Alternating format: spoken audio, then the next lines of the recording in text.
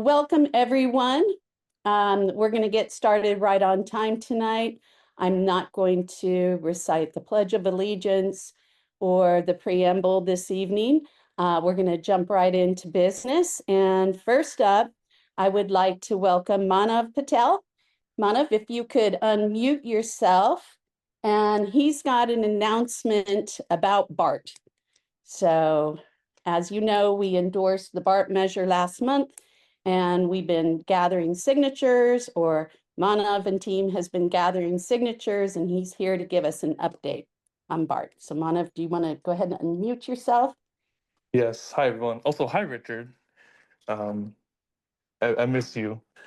Hi, everyone. So I wanted to give an awesome update, positive news. I think it's always important to have positive news to start a meeting. We completed the necessary signatures to get the transit measure qualified on the ballot. So now our goal is we hit 200,000 signatures, which is way more than we expected. So now we're on to November, and now we have to convince the entire Bay Area to convince them to keep our transit systems. So that's the next fight. Just want to share that positive news before we head into the meeting, and also we have a very important discussions with our other races happening in the June primary. But yes, I'm happy to share that news, and hope you all vote for the transit measure in November.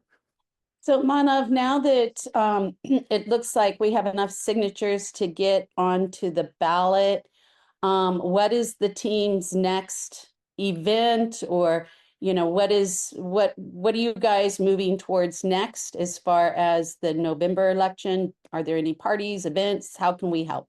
Oh, yes. So first thing that you guys can all do is on May 30th, we're going to have a big celebration in, I think they confirmed it to be Oakland, where we're going to celebrate and announce our total amount of signatures for the signature gathering campaign, and then mobilize people to start gathering and convincing people and doing the field work for the general election. So to convince people to vote for the campaign now. So that's the next hard task. And one thing that I've really told the campaign is we need to focus a lot of efforts out here in the Tri-Valley, because a lot of people are very disillusioned with public transit, whether it's BART not coming to Livermore or the idea that the Blue Line might go away. So I'm trying to get the campaign to get parties and events and canvases organized out here so we can convince everyone to say yes to transit. Beautiful. Thank you. Thank you so much, Manav, for all the hard work that you did and your team out there doing God's work, getting us those signatures. Thank you so much. Yeah, they just texted me. They said I got 1,500 signatures, which is 5th for the total campaign, which is Awesome. Thank you. never thought I would do that well. Awesome. Thank you so much. Now I'm going to turn the meeting over to Richard Lee. He's going to walk us through tonight's agenda as far as how we're going to handle the endorsement votes tonight, and then introduce our speakers. So the Vice President of our club, Richard Lee. Perfect. Thanks, Jackie. And thanks, Mana, for that very positive update. That's exciting. We know we can use all the help we can get on the transit measures. So thank you for your work, and everybody else for their work. And thank you, everybody, for being here. We've got a lot packed for our agenda today, as Jackie mentioned. In total, we're going to have 10 candidates come and speak to us if everybody who confirmed shows up. We are wrapping up our final endorsements before the June primary in 2 weeks. So today we'll start off the meeting with a couple of candidates who will in all likelihood be on our consent calendar at the end of the meeting. These are folks who are running in generally unopposed races, and they are Assemblymember Liz Ortega, Congressmember Mark DeSaulnier, and Superintendent of Schools in Alameda County, Alysse Castro.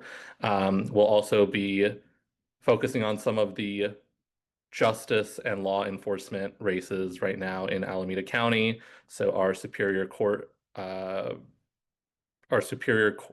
Alameda County Superior Court seats, both 13 and 19, as well as the Alameda County District Attorney's race, and a couple of Democratic candidates there. So a lot on the agenda. How the format will work is each candidate will spend 10 minutes with us. That is unfortunately the max allotment of time we could afford for each candidate, given how many of them are going to be here tonight. And we'll do this exactly how we've been doing it the last couple of months, which is we'll give them 3 minutes for an opening statement, 6 minutes for some Q&A, and then we'll let them close it out with a 1-minute closer. At the end of the meeting, as per usual, we will send out ballots to all eligible voting members. As a reminder, per our club's bylaws, in order to be an eligible voting member, you must have paid your dues at least 28 days in advance of the vote. So if you have not yet paid your dues, or have paid your dues less than 28 days ago, then unfortunately you're not eligible to vote in this endorsement ballot, but will still be able to in future endorsement ballots, should you pay your dues tonight. And then if you, of course, have any questions on whether you're an eligible voting member or not, you haven't gotten your ballot, whatever, please let us know in the chat at the end of the night, and Jackie and I will make sure that everyone who should be getting a ballot gets their ballot. So anyways, that is that. I know we are a couple minutes ahead of time. We let Assemblymember Ortega know that to join us at 7:10. So let me see if she's here early. While you're checking that, I will give a couple updates while you're looking for her. A quick update tomorrow, Tuesday, May 19th, Bay Resistance is having a Zoom call. I will post it on our social media since we didn't have time to send it out. But that is a Zoom call, 6 to 7, ICE out of Dublin. Perfect. Thanks, Jackie. I see Assemblymember Ortega is here. Thank you for being on time, and not just on time, but early. Thank you very much. Jackie, if you wouldn't mind making me co-host, but also making Assemblymember Ortega a spotlight. I'm looking for her. She's LO on the screen. Oh, thank you. There we go. Perfect. Hi, Assemblymember. Thank you so much for joining us tonight. If you missed the early intro part, I want to give you 3 minutes for an opening statement before we go into Q&A, just to talk a little bit about, up for re-election, your campaign, and everything like that. So your time will begin whenever you're ready. Well, thank you so much, everyone. I'm Assemblymember Liz Ortega, representing District 20, which includes the, parts of Olive Hayward, San Leandro, Union City, unincorporated areas of Cherryland, Castro Valley, Fairview, and a little bit of Dublin Pleasanton. It's an honor and a privilege to be here to be able to talk to you about me and my campaign. I don't know if this was mentioned, but I am running against a Republican. The only Democrat on the ballot. This is now my third time being on the ballot, so finishing up my 4th year right now. And since entering the legislature, I'm doing exactly what I said I wanted to do, which is work on, things related to jobs and good jobs, and delivering for the state of California. Also, and the environment, and making sure we're building, but also building housing, because we definitely need it, but also protecting our environment in the process. Issues of immigration. The vice chair of the Latino caucus, which is my colleagues elected me to this position 2 years ago. We are the largest caucus in the state of California, in which I've been the forefront of being vocal against what ICE is doing in our communities, and then passing legislation to protect, all of us. So I will stop there because I know people love to interact, and I'm sure you guys have questions. Thank you, Assembly Member. Appreciate it. For folks who have a question for the Assembly Member, please either drop it in the chat or raise your hand, and we will call on you. And if you're not comfortable asking your question out loud in person, we can also read it for you. So does anyone have a question for Assembly Member Ortega?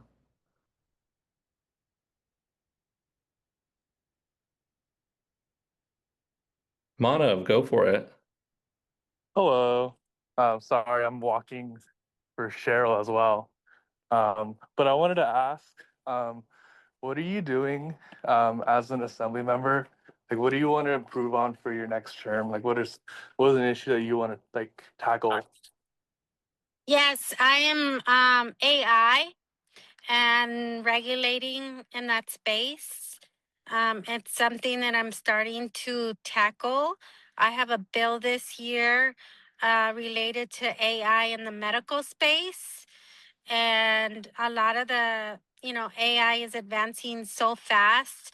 A lot of hospitals are starting to use this technology and decisions that are being made about our health.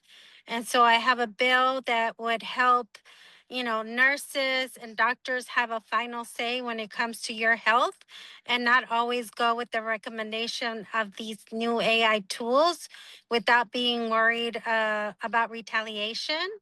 And secondly, making sure that AI companies are held accountable if a healthcare worker uses the AI's recommendation and something were to go wrong, that there'd be some accountability.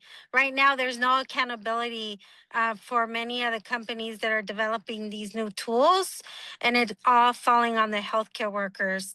So I'm really starting to this is my first year. I have every tech company against this piece of legislation.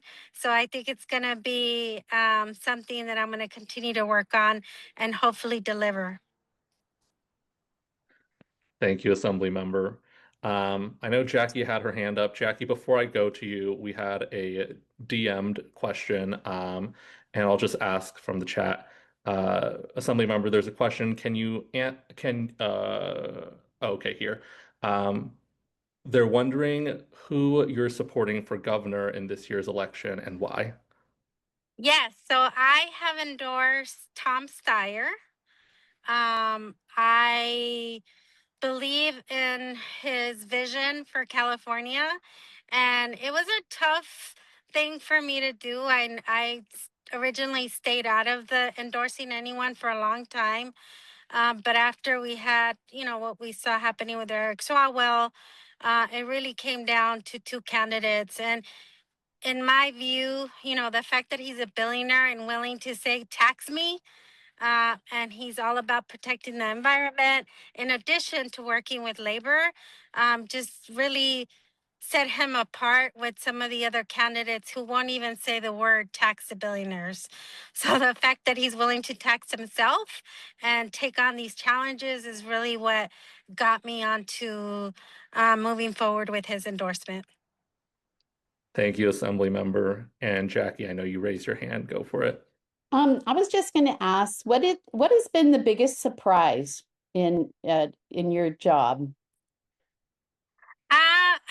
That's a good question. I mean, every day is different.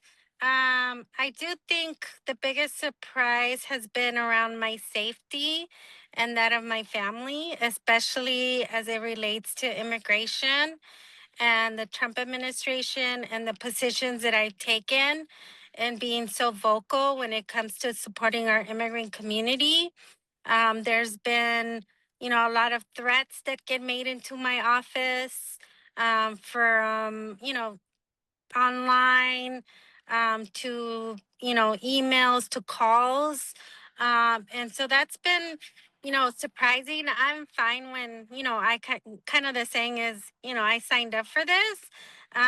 But when they start attacking my daughter and her safety and my family, that has really been surprising and something that I was not used to, and so I've had to kind of adopt because I really love being in the community. I love talking to people, and thinking about my safety has never crossed my mind until I took this position and have taken positions on tough issues. Thank you. Thank you, Jackie. Any other questions for the assembly member?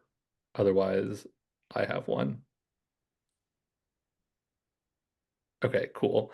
Assembly member, I'm curious why you are wanting to run for another term. What unfinished business would you like to continue? Well, first of all, I love my job. I love the people that I represent. It is an honor. And I want to continue fighting for all of Californians, whether you're from Redding to San Diego. I wake up every single day thinking about how can I make things better, whether it's in a large scale or a couple hundred people. And right now, with this Trump administration, especially as it comes to healthcare and all the federal cuts that are coming, that requires us to make tough choices. I feel like I need to be in the room when decisions are being made, especially as they relate to healthcare. Um, and my working class background, is important in those rooms, because not everyone has that, and not everyone has that experience. And I feel like I really bring that to the table and make a difference. And so I want to continue doing that. Thank you, Assembly Member. Any other questions for Assembly Member Ortega? Going once, twice, 3 times? Oh, Nathan has a question. Okay, cool. Nathan's question, hi, Assembly Member. Great to see you again. I've always admired your roots in the labor movement. What are your thoughts on organizing workers in non-unionized sectors, such as software engineering and biotech? What can the state do to support their rights? Yeah, I mean, of course, I want everyone to have an opportunity to organize, organize. I always say, nothing I do in terms of a piece of law will ever be equal to having a union contract as far as, workers' rights and representation on the ground go. And what am I doing at the state level? I mean, I'm the chair of labor and employment, so I'm always looking for ways to expand organizing and worker access, in both the public and private sector, and trying to, increase our state departments to be accessible when we do manage to organize new workers, because that's completely gone at the federal level. Thank you, Assembly Member. All right, at this point, we'll give you a minute for a closing statement to just end and share with us your final thoughts. Your time will begin whenever you're ready. Well, thank you so much, all of you, for having me here tonight. Again, it's really an honor and a privilege to be able to represent all of you, and hope that I can count on your support once more as I continue to, finish doing what I went to Sacramento to do, and continue to be a voice for this district. Thank you, Assembly Member. Appreciate your time. Appreciate you being here. Thank you, everyone. Have a good night. Thank you. All right, perfect. Thanks all for the great questions. I know next in line we have Congressmember DeSaulnier. We're a little bit early, but I will shout him out when I see him. While we're waiting, just let's see. I'll try to squeeze in some of these announcements in between.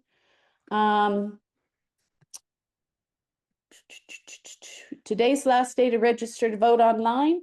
Primary for the June 2nd primary election. Ballots can be dropped in official drop boxes, turned in at vote centers, or returned by mail. No stamp needed. Don't forget about that. And do we have the congressman on yet?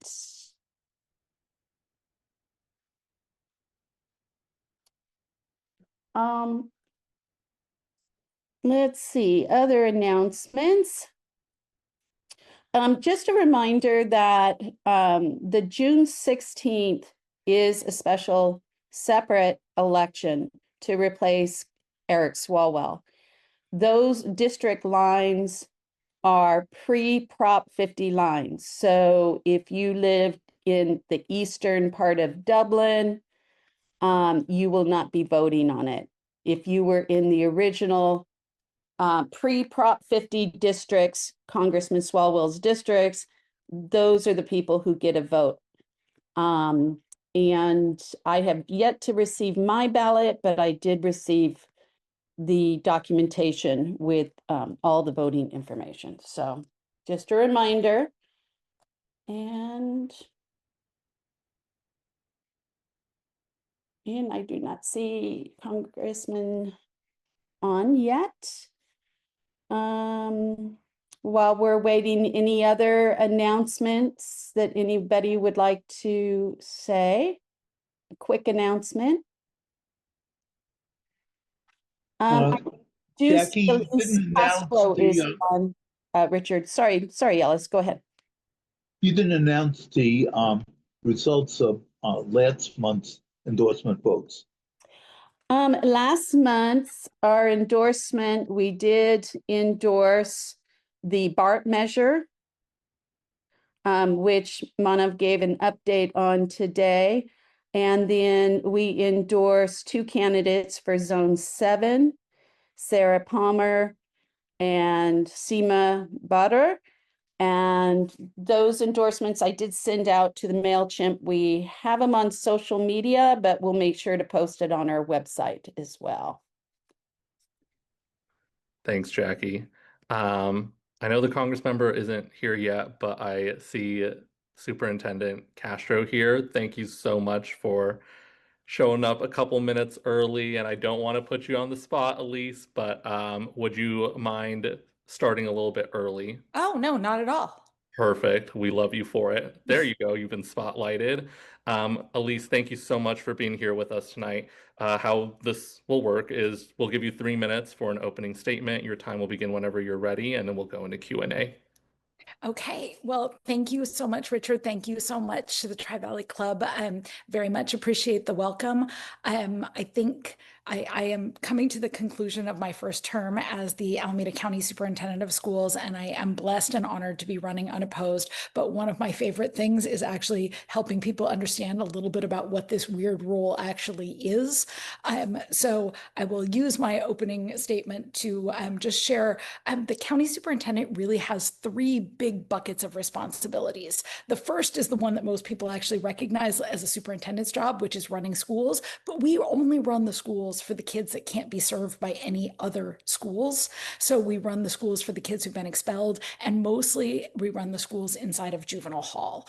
And so one of the things that's been really the most exciting for me is really looking at education within that setting as a restorative tool and as a life-changing opportunity, and have completely overhauled the schools inside of juvenile hall and serving now young adults who've been returned through juvenile justice realignment. We recently had our first young person graduate from UC Berkeley while in the hall, and have had a slew of other young people accepted to a number of colleges, including an amazing partnership with Laney College. So that's one of our direct services. Another thing we do is I literally have a constitutional mandate to provide whatever services I perceive that districts need. On the first day of school, my first year in office, we discovered that there were over 200 classroom vacancies in teacher positions across the county. And so we immediately dug in and started creating pathway programs. And we now have, I think it's 12 different intern, apprentice, residency programs for anyone within the community, wherever you're starting, to have a smooth, largely funded by us, in-person, heavily coached pathway into jobs in education. We've filled more than 300 teacher and paraeducator vacancies across the county, and a lot of that results in what we call insourcing. So rather than these positions being outsourced to contracted services agencies, we are Yay, we have a PATH program person in the house. So rather than a lot of those services going to contracted agencies, we have been able to build those in-house and feature people from our community who are already rooted in our community and who frankly mirror the demographics of our students much more closely than most other programs. And then a lot of what we do is kind of unromantic, but if you ever worked in a kitchen, you know the phrase, the front of the house where the food is served and the back of the house where the food is made. We are the back of the house for school districts. We run the network infrastructure. We have a giant server room for every district in the county. We do payroll. Every time there's a bond or a parcel tax measure, we're in there with that. And we have just, over the course of the last few years, it's not glamorous, but I am super proud of the fact that we have really shifted from an oversight mindset to a mindset of how can we utilize all of these required services to maximize the resources and minimize the pain points for our districts. So thank you for letting me share a little bit about what we do. Thanks so much, Alysse. All right, perfect. We will go into Q&A, and as a reminder, if folks have questions, you can either drop it in the chat or raise your hand and we will call on you to come off mute. So does anyone have a question for Superintendent Castro?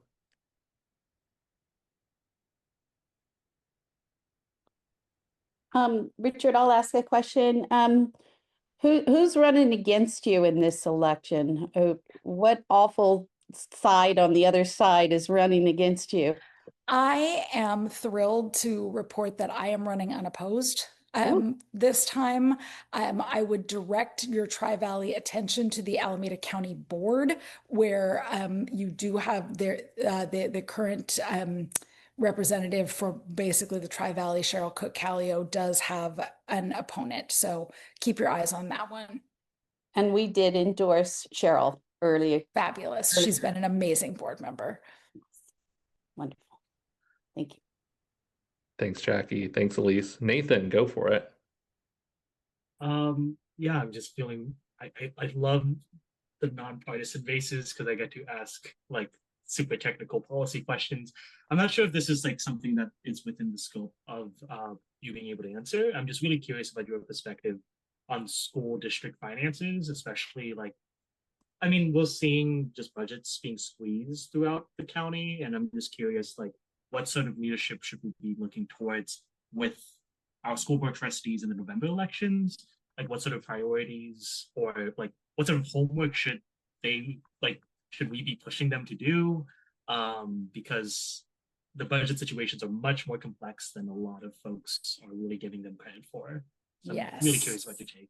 That is a great question. And I am a school finance nerd, so I'm going to try to just give the high level answer to this. But Nathan, you know how to find me and we can like really talk this out if you ever want. I think that when it comes to like in California, over the last 5 years, pandemic years and beyond, we have made enormous investments in public education. And actually, like California, when I was growing up, California was one of the lowest funded states in the union. And we have come up and up and up and up every year. And we are moving to like, we're now in like, I think the top 15 after the governor's, if the trailer bill comes through the way it looks like it's going to from the May revise, but we probably should be in the top 5 because we are in the top 5 for cost of living. The thing that I think is really important for incoming school boards to recognize and for community members who are voting for and wanting to help educate incoming school board members is that we are living in an incredible era of, you could call it declining enrollment, but really it's declining population. It's worldwide population, US, California, Alameda County, and every district in this county is going through a period of decline that will last most of our lifetimes. And so the job is ultimately about how to realign resources in services of the next wave of values and opportunities, and not like there's going to be cuts every year. And if you're not prepared for cuts every year, you're in the wrong role, but there's also an opportunity there because it's an opportunity to be like, not how do we hold on to the school system of 50 years ago, but how do we actually look forward to the fact that this is where we're headed and rethink that. And then the other thing that I think is really helpful when thinking about with emerging candidates is recognizing the difference between being a school board member, which is part of a decision-making body, and being a superintendent or an educational leader that may get to make decisions on their own, that they have to be prepared to build a coalition to move in a direction, and they can't just kind of insist on this is the way I want to do it. Thank you, Superintendent Castro. We have one more question from Christy, and then we will end it there. But Christy, go for it. Hi, Alysse. Hi. Sorry, I couldn't figure out how to raise my hand, but I'm so thrilled that you don't have an opponent, and Me too. at least there aren't dumb people out there willing to people dumb enough to run against you. You've done a fantastic job as superintendent, and we're so lucky to have you. My question is, the governor has so much effect on education in the state. I mean, I feel like as a former school district board member, our hands were so tied and we couldn't really, there's just so much we couldn't do. And whoever the next governor is has such a big job. And I've been so frustrated at how little education is talked about in the gubernatorial race. Have you been able to parse out which of the candidates would be best for education? Because I have not been able to, because they talk so little about it and they get 1 minute or 30 seconds to talk about it. And nobody really is able to say anything in that amount of time. So if I wanted to vote purely on someone who's going to be good for education, do you have a sense of which of the candidates would be best? No. Yeah, see, I can't either because they don't talk about this enough. And it drives me crazy because it's one of the most important things that the governor is going to have an impact on. What I can say is that, we've had a governor for the last generation, basically, who has been very invested in public education, but the governor doesn't actually have to have a big role in education in California. For those of you who are following along nerdy at home, I do support the governor's proposal to shift the structure of the superintendent of public instruction role. Because really most of that authority comes from between the superintendent of public instruction and the legislature. There have been eras in California where the governor has had almost no say in the way public education works or is funded. That's really been kind of a Newsom era choice. And I think that maybe what I'm hearing from the silence of most of these candidates is that that's not going to be something they necessarily lean into, which isn't inherently a bad thing. Well, I guess I'm thinking mostly in terms of financing the districts. That's been so challenging for school districts and that we don't control the revenue. Yes, but that's all actually controlled by the legislature. Well, I guess I'm thinking of specific policy changes I wish the governor would make to. Yeah, let's run some bills. Yeah, this is what I'm frustrated with. I guess I'm wanting to see them campaign on changing the policies that we need them to change. But I guess you and I should take this offline, but I'd love to continue this conversation. Absolutely. You know where to find me. Yeah, thank you. Thank you both. Okay. Alysse, thank you so much. We'll give you a minute to give us your final closing thoughts whenever you're ready. Thank you so much. I will say that one of the great honors of this work has been the discovery of how much everything at county government is has more flexibility than most people know. And I encourage anyone who's not paying a lot of attention to county government to cast their eyes there, because county government is where human services live. And this is one of those roles where because statutorily I have a great deal of flexibility in what the office focuses on, it is a place where the values of your county superintendent matter. the values of your county board of supervisors matter. The values of your county sheriff and district attorney matter because they really have enormous say in how they run their offices. So I thank you all for being interested and look so forward to continuing to support the Tri-Valley and schools and kids and our whole community over the next 4.5 years. Thank you, Alysse. Thank you so much for being here, and thank you for going earlier than expected, but really appreciate you and really appreciate your time. No, thanks you all. Thanks. Good night. All right. I know Congressmember DeSaulnier is here now. Thank you so much for joining us. Congressmember, we'll give you 3 minutes whenever you're ready. We'll start the timer for you to tell us a little bit about your reelection campaign and your candidacy and all that jazz.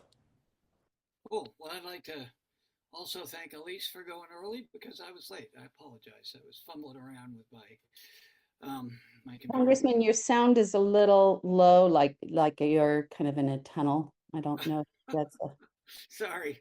How's that? Is that better? little bit. Huh. Maybe we'll just have the Congressmember project a little bit. Okay. Thank you. How's this? That's great. Thank you, Congressmember. We'll restart your time. That's fine. So thanks, Alysse, for going early. I appreciate it. It was interesting listening to her. Reminds me of my days in county government in Contra Costa. So I think you know my background, but just briefly, my other career was in the restaurant business, having owned a restaurant in Concord for about 30 years, one in Berkeley, and managed and operated restaurants on the peninsula in San Francisco before I was approached by the local Chamber of Commerce in Concord and asked to be a planning commissioner. I was in city council, 4 terms on the board of supervisors, 1 in the assembly, 2 in the state senate, and now I am in my 6th term in the United States House of Representatives. I am on the Transportation and Infrastructure Committee, which I am now a proud senior member of, and I am a senior member of the Education and Labor Committee. On that committee, I am the ranking member on the Health, Employment, Labor, and Pensions Subcommittee that has jurisdiction over all the employer-employee relationships in those fields. So I spent a lot of time in health. Particularly, I've always been very active in behavioral health and mental health. And I am also the ranking member of the Ethics Committee of the House, and I will be chair next year. Leadership asked me to do it, and it's been very busy. So I'm doing a lot of exciting work right now on trying to figure out how do we work to improve our ethics rules and workplace rules, in particular sexual harassment, because as you can imagine, California and the Bay Area is way ahead of the rest of the country on those things. So having been at every level of government here, I think I have a different perspective just from being from this area and been in so many levels of government.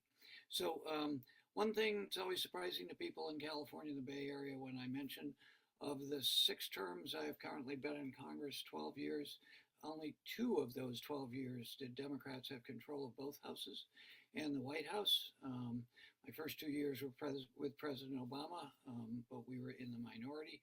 And then first 2 years of Trump, we were in the majority first term. Then we're in the minority second 2, and now, of course, we're in the minority. And they have the trifecta. For 4 of the 12 years, they have had what we had for 2. In the 2 years that we were in the majority, we got the largest.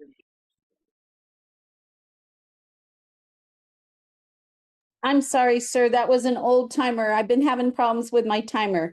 That's okay. Sorry. I thought it was my mothership calling me back.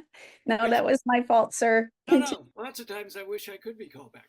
No worries, Jackie. Actually, that was my timer. I was keeping track on my end. I'll wrap up. I'll just say we passed the biggest infrastructure bill. We finally addressed drug costs in Medicare, Medicaid, Medi-Cal, prescription drug costs. And we were also to do the largest bill on the environment and climate change, of which I had a very significant role as a former member of the California Air Resources Board. I had a bill called the Clean Corridors Bill that is about $4 billion in infrastructure, battery charging, and other infrastructure fuel cells nationally. So on the education side, the bill I'm most proud of is the Family Engagement Centers, which creates statewide grants so that we know when parents are engaged in their kids' education, they do better. That started at about $50 million and now is up to about $250 million nationwide. There's lots of good research on showing how that's helped. So I'll stop before I get another prompt from the mothership and answer any questions you want.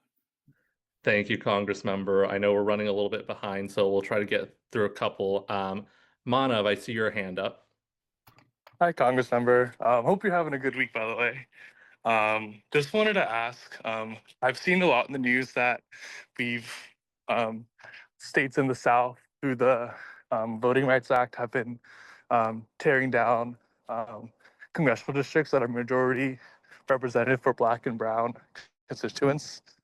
Being that you're like a member in the Congress, what can you do to help make sure that these people are being represented and they're able to vote in the midterm elections and in 2028? Well, it's absolutely awful. I had a conversation with Jim Clyburn, who's, just a legend. They're trying to go after him. Very good friend, Steve Cohen, who's the only Democrat in the Tennessee delegation. They cut him up, so he represented Memphis, and he announced just this weekend that he wasn't going to run again. I talked to him before I left on Friday. So it's awful. You cannot believe their approach to the United States Constitution and power and the racism.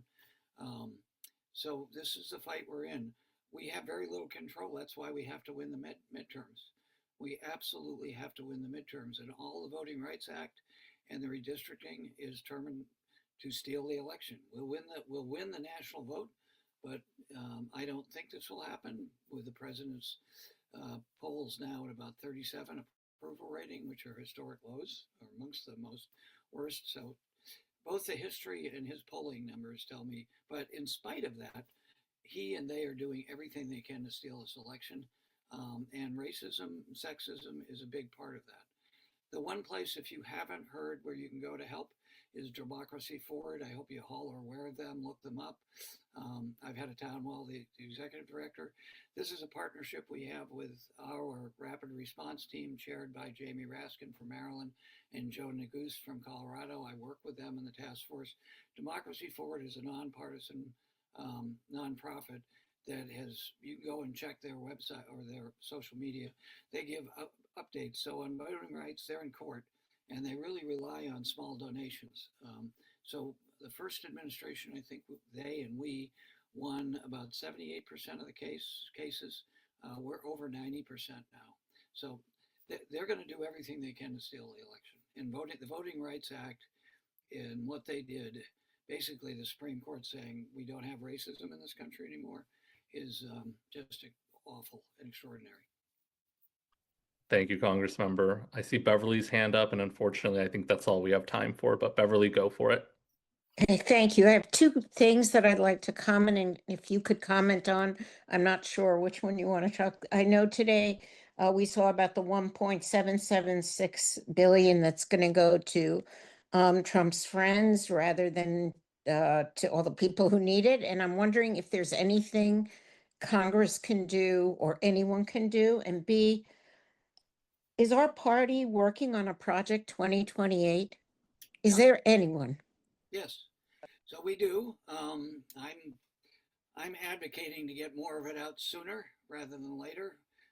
Political strategists sometimes tell us don't be too aggressive because it gives more targets for people who don't tell the truth or our opponents. But yes, on this action, like the other things I talked about, our lawyers say it's illegal. We'll take them to court. You can't take money and direct it at your political opponents, but he's going to try. So, and part of it is the Steve Bannon flood the field because it takes resources away from us. And it also causes enormous damage because of our constitutional limits on what we can do in the minority. But we do everything we can, and we're doing a lot outside. So 2028,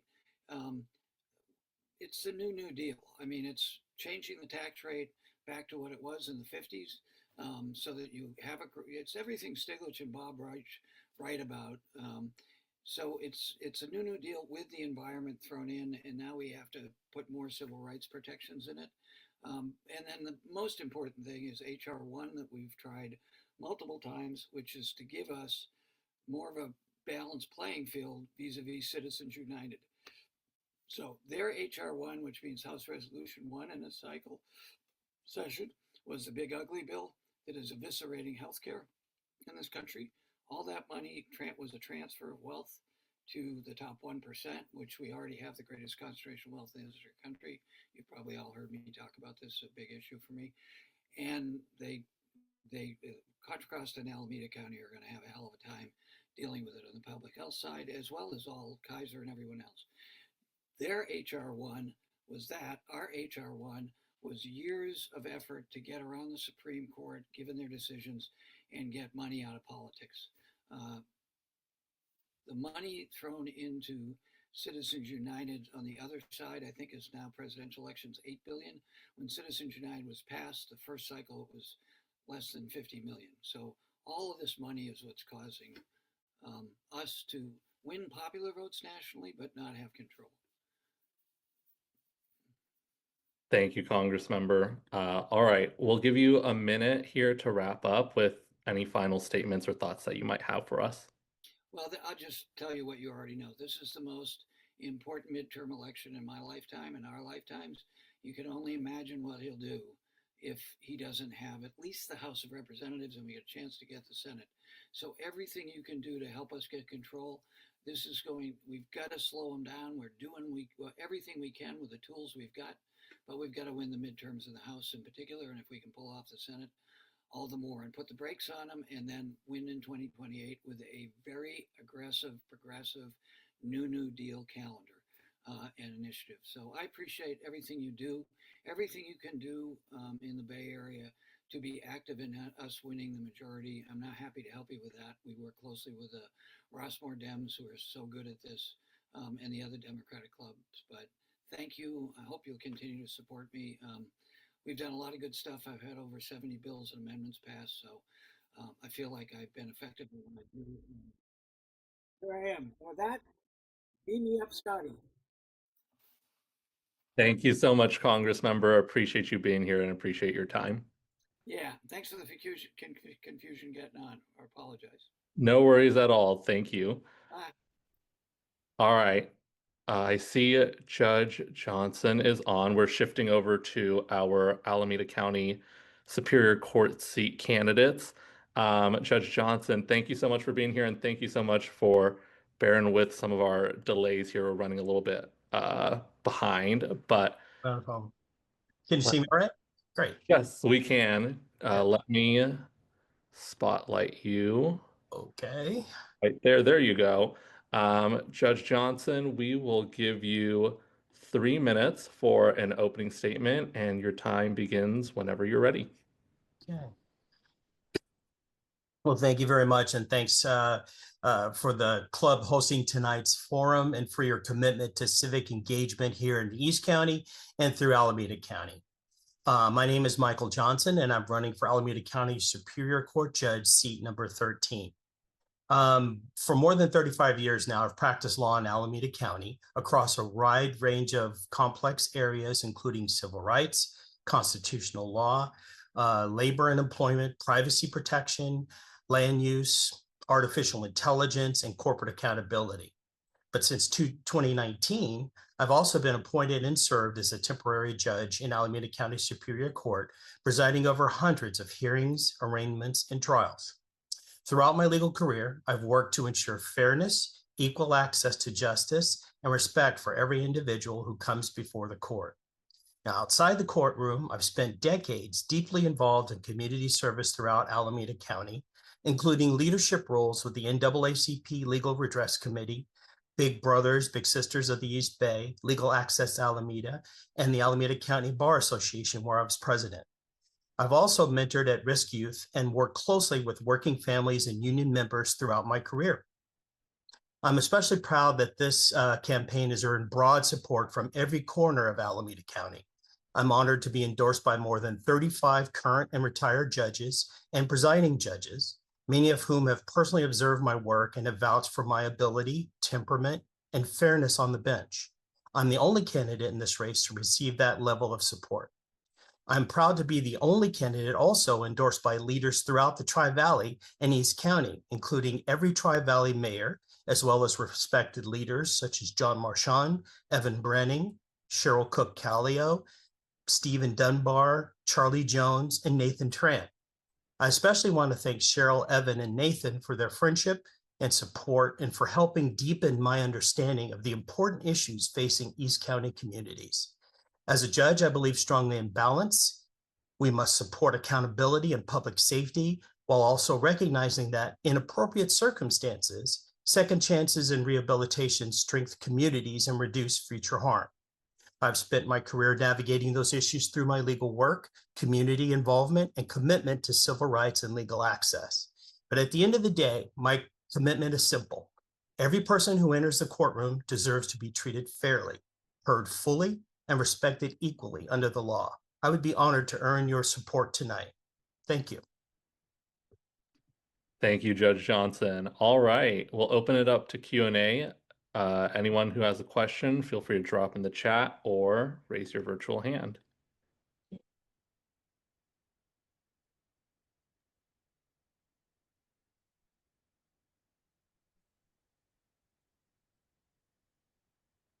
Jackie, did you have a question or you were just coming off? I'm mute? just thinking, I'm thinking.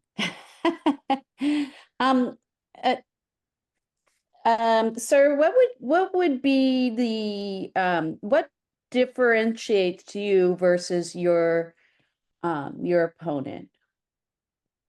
Thank you, Jackie. Good question. First of all, my many years of legal experience far outweighs my opponent in a multiplicity of areas. I've enumerated those areas to begin with. My deep commitment in Alameda County for over 35 years as a participant, but also as a leadership and as a leader in different community organizations and roles. My involvement throughout Alameda County over that period of time with different members of different communities, both as a lawyer, but also just as a community volunteer. My recommendations from presiding judges, who you may know are the lead or top judges in the court, who've observed me personally, who've recommended me to the governor for my ability to preside over the court. And just the vast amount of judges and attorneys and community leaders and organizations that have endorsed me. I've been deeply involved, as I said, for the past 35 years in Alameda County in every single facet, both as a citizen, both as a lawyer, and as a pro tem judge. And as the presiding judges have said, you know, my qualifications or my ability to do this job are among the best in the county. And all those combined make me far more deserving of this role than my opponent. Thank you, Judge Johnson. And thank you, Jackie. Any other questions? Otherwise, I have one. Okay, cool. Well, Judge Johnson, thank you for being here. My question for you is, you mentioned earlier that, you know, in your first term, you learned a lot over the course of your term. I'm curious, what are some of the things that you learned and are now going into your second term? Well, I think there might be a mistake there. You said first term. I am not an incumbent, so I haven't served as a full-time Superior Court judge, if that was the misunderstanding. My apologies. That's okay. But what have I learned from doing the pro temming since 2019? I can explain that to you if you'd like. Thank you. That would be great. Perfect. First of all, I think, you know, there's an old adage that my grandmother used to say. It's like people will often forget what you said or what you do, but they'll always remember how you made them feel. As a temporary judge, one of the things that I've learned most importantly is you want to make people feel respected, heard, treated with dignity, and that their matter matters to you. I learned that just repeatedly ever since I've started being a temporary judge. I also learned that, you know, there's folks coming from different aspects of this county and from different backgrounds. And oftentimes an interpreter is needed. There's folks, as you may know, I think 34.8% of the county is Asian American, and much of that are not English as first speakers. So, you know, what I've learned is to stop proceedings if I have any indication, not only of the Asian community, but anyone who doesn't have English as a first language, doesn't understand what's going on. I absolutely stop the proceedings, make sure an interpreter is appointed for them either at that hearing or at a subsequent hearing, and I'll continue it, because justice can't be served if the defendant doesn't understand the proceeding and understand the charges that are allegedly against them. I've learned also that court staff is amazing. You know, I've had the benefit and the privilege of working with one particular person in the traffic area, and she has been phenomenal. You know, we often overlook support staff. I remember in the law firm context, support staff is just absolutely priceless, and it's so true in the court staff as well. They've seen it all. They've seen it longer than you, and they can help you. You know, hand out justice to everyone. But I also learned that, and this has been reinforced with me, this is a public service job. You know, we're performing a public service, and we have the honor to protect folks' constitutional rights and help them through their toughest times. And so I've learned over the years to even treat that more intensely and more importantly, and every time I meet with someone, every time I preside over a matter. And I learned there's a lot to do. And I learned that the court's resources from a financial standpoint are strained. And so we have to do what we can to help increase the funding to help best serve people. I've done that in the past with my involvement in the Bench Bar Coalition, as you've seen from my materials, and I'm going to continue to do that if elected with the presiding judge so that we could get more funding to the court to help better serve the people of Alameda County. Thank you. Thank you, Judge Johnson. All right, that is our time. Judge Johnson, I want to give you a minute for a closing statement or any final thoughts you may have for us. Sure. Well, thank you again to the club and everyone participating tonight. You know, this race is ultimately about who has the experience, the judgment, the temperament, and the community commitment to serve fairly and effectively on the Alameda County Superior Court. I bring more than 35 years of broad legal experience, proven judicial experience, serving as a temporary judge since 2019, and decades of leadership and service throughout Alameda County.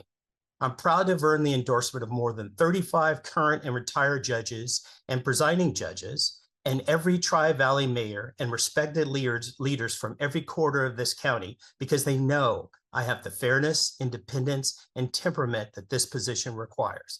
More importantly, I believe every person who enters the courtroom deserves dignity, respect, and equal justice under the law. I'd be honored to earn your endorsement and support, and I thank you for this opportunity. Thank you so much, Judge Johnson. Appreciate you being here and appreciate your time. Sure, thank you. Perfect. Thank you so much. I see Mr. Bonner, our next candidate, is here. I'll say the same thing. Thank you so much for bearing with our delays here by a couple of minutes. But it'll be the same format. I will start the timer at 3 minutes for you to give us an opening statement whenever you're ready. All right, fantastic. I want to thank everybody for this opportunity. My name is Cabral Bonner. I'm running for Superior Court Judge. I've spent my entire 20-year legal career as a civil rights attorney, a job that has required me to fight, and I do mean fight, for our constitutional and civil rights. We all generally understand that we have these constitutional protections, but many don't understand what that really means. The Constitution, at the end of the day, are just words on paper, and we've seen that more now than ever. In the courtroom, the Constitution comes to life. It has weight, and when violated, it is the job of a civil rights attorney to demand a remedy. I want to bring my deep understanding of the Constitution, my skill and experience in litigating its protections to the bench to ensure that all people in my courtroom are treated fairly, have their rights protected, and get their day in court. I have extensive courtroom experience as a civil rights lawyer and as a temporary judge. I'm also a temporary judge. For several years, when called upon by the court, I've presided over small claim matters as a temporary judge in Oakland and Hayward. It's like being a substitute teacher. When judges are on vacation or if they're in training or otherwise unavailable, they ask us lawyers to step in. And I know from my experience being a temporary judge that I'm unbiased, fair, curious. I'm good at asking questions because that's what I do when I take depositions. I'm able to talk to the people in my courtroom to understand their concerns and render a fair order. But here's the thing about being a temporary judge. You're not presiding over jury trials. You're not presiding over motions. You're not ruling on motions. As a Superior Court judge, you have to be able to take a case and make critical decisions about that case from the initial complaint all the way through jury trial, which is what I have done for the last 20 years as a civil rights attorney. Now, I'm thankful for my time as a judge pro tem, as a temporary judge. But of the 60 current judges, judicial assignments, 40 are responsible for either criminal or civil jury trials. So that experience, litigation and jury trial experience, is crucial for this position. I've tried close to 24 jury trials in California and across the country. I've written and defended all manners of motions. I've briefed and argued cases before the Ninth Circuit that have resulted in published opinions. And given my experience, the one person that my opponent cannot say endorsed him is Judge James Riley, the current judge in seat 13, the judge who of all judges knows exactly what's required to render justice in seat 13 in Alameda County. Judge Riley endorsed me. Lastly, I am a Bay Area native. I have always put service first. My very first experience after college was as an AmeriCorps volunteer working in Oakland Public Schools. As a civil rights attorney, the majority of my clients cannot pay for my services. I take their cases, I fund their cases because I believe our Constitution is worth fighting for, and that's exactly what I'll do when elected to serve as an Alameda County Superior Court judge. Thank you. Thank you so much, Mr. Bonner. All right, we'll do the same thing and open it up to questions. If anybody has a question for Mr. Bonner, either raise your hand or drop it in the chat or come off mute.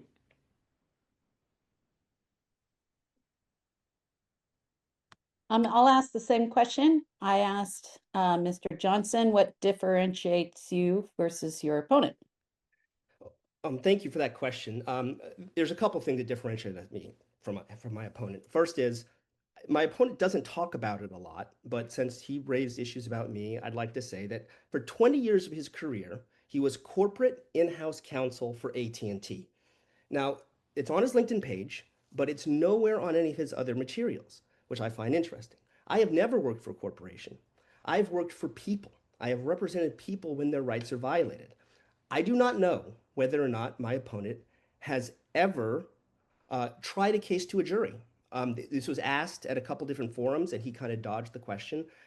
I don't know that he has. And I think it's crucial that a judge in the Superior Court know how to try a case to jury. If you remember during the hearings in Trump's first term, when he was assigning all these judges, and some of them didn't know what voir dire was. They had never engaged in the jury trial selection process.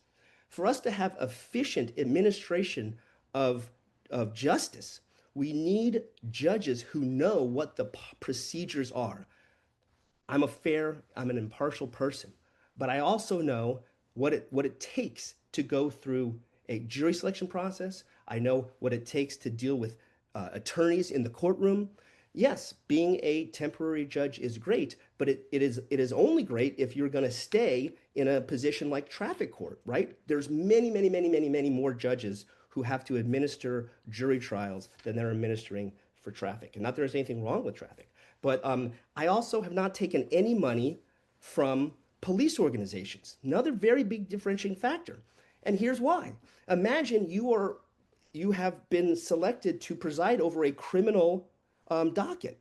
You are going to have to listen to Oakland police officers, Alameda County Sheriff's Departments provide testimony in trials, in preliminary hearings. And how is there not going to be a conflict if you accepted $15,000 or $10,000 from the Oakland Police Union and the Alameda County Sheriff's Department unions?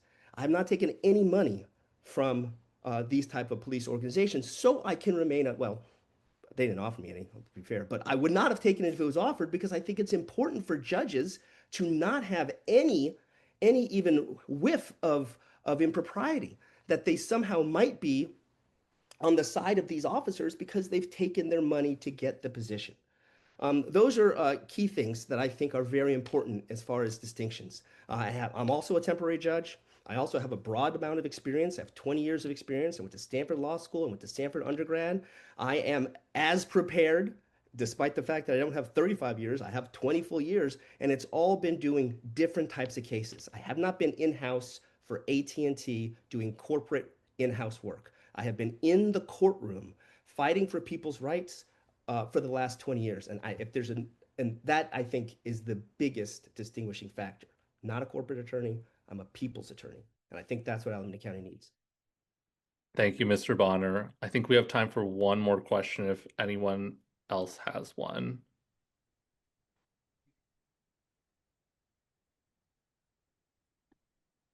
Okay, I do see an anonymous question, so I'll just read this, Mr. Bonner.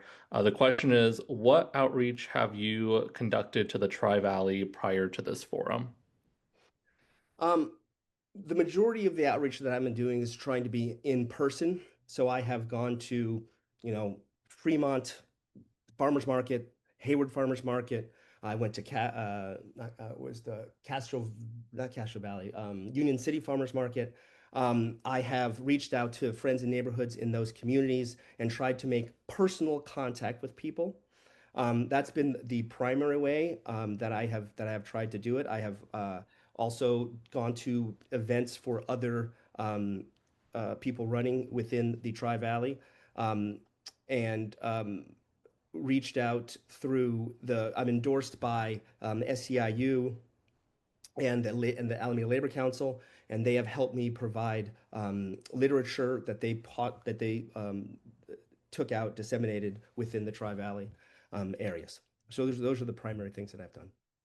Thank you, Mr. Bonner. We'll give you a minute here for a closing statement. Your time begins whenever you're ready. Okay. So I haven't really talked a lot about why I'm a civil rights attorney. And I'm a civil rights attorney because my father, who is my business partner, grew up in Selma, Alabama, and he organized his fellow classmates in the Student Nonviolent Coordinating Committee in Selma, Alabama, when they were beaten and bloodied and they were tossed into jail. It was civil rights attorneys who came in to make sure they could fight another day. And those were the experiences that formed the foundation of the practice he started in Oakland, California in 1979. I've been in Oakland my entire life. I've been in Alameda County my entire life. And those formed the foundation of the practice that I joined when I graduated from Stanford Law School in 2006. Civil rights law and these protections that we have, they are deeper within me than just understanding it in a very conceptual way. I mean, I feel these rights and I feel the erosion of these rights, which is why I am running for judge. Thank you so much, Mr. Bonner. Appreciate your time, and thank you for being here. Perfect. Now we will transition over to still Alameda County Superior Court, but seat 19. That was both of our previous candidates were running for seat 13. And I know that our next candidate, Miss Selia Warren, is here. And so let me put you in the spotlight if I can find you. There you go. Let me...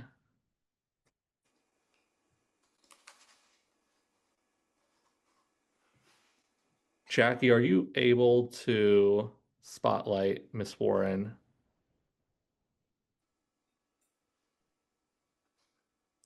There we go. Okay, perfect. Thank you, Ms. Warren, for being here with us. We'll give you 3 minutes for an opening statement to talk about your candidacy and your campaign and why you're running, and your time will begin whenever you're ready. Thank you so much for having me. I'm Selia Warren, and I'm grateful for the opportunity to tell you a little bit about myself. I've been an attorney for more than 20 years, primarily in civil litigation. I've studied at top universities, Cal and Michigan law, and trained at prestigious law firms. Since 2015, I've dedicated my career to public service as a city attorney, advising and representing the city of Oakland in trial and appellate courts on the full range of issues local governments face, the same types of cases handled in Superior Court: civil rights, employment, land use, public ethics, elections, restraining orders, and so much more. I'm admitted to practice in all California state courts, every federal trial court in the state, the Ninth Circuit, the United States Supreme Court. I have the experience to do the job, and I am accustomed to the volume and pace of under-resourced local public agencies. Although I'm raising my children in Oakland and Alameda, we have deep connections to the Tri-Valley area.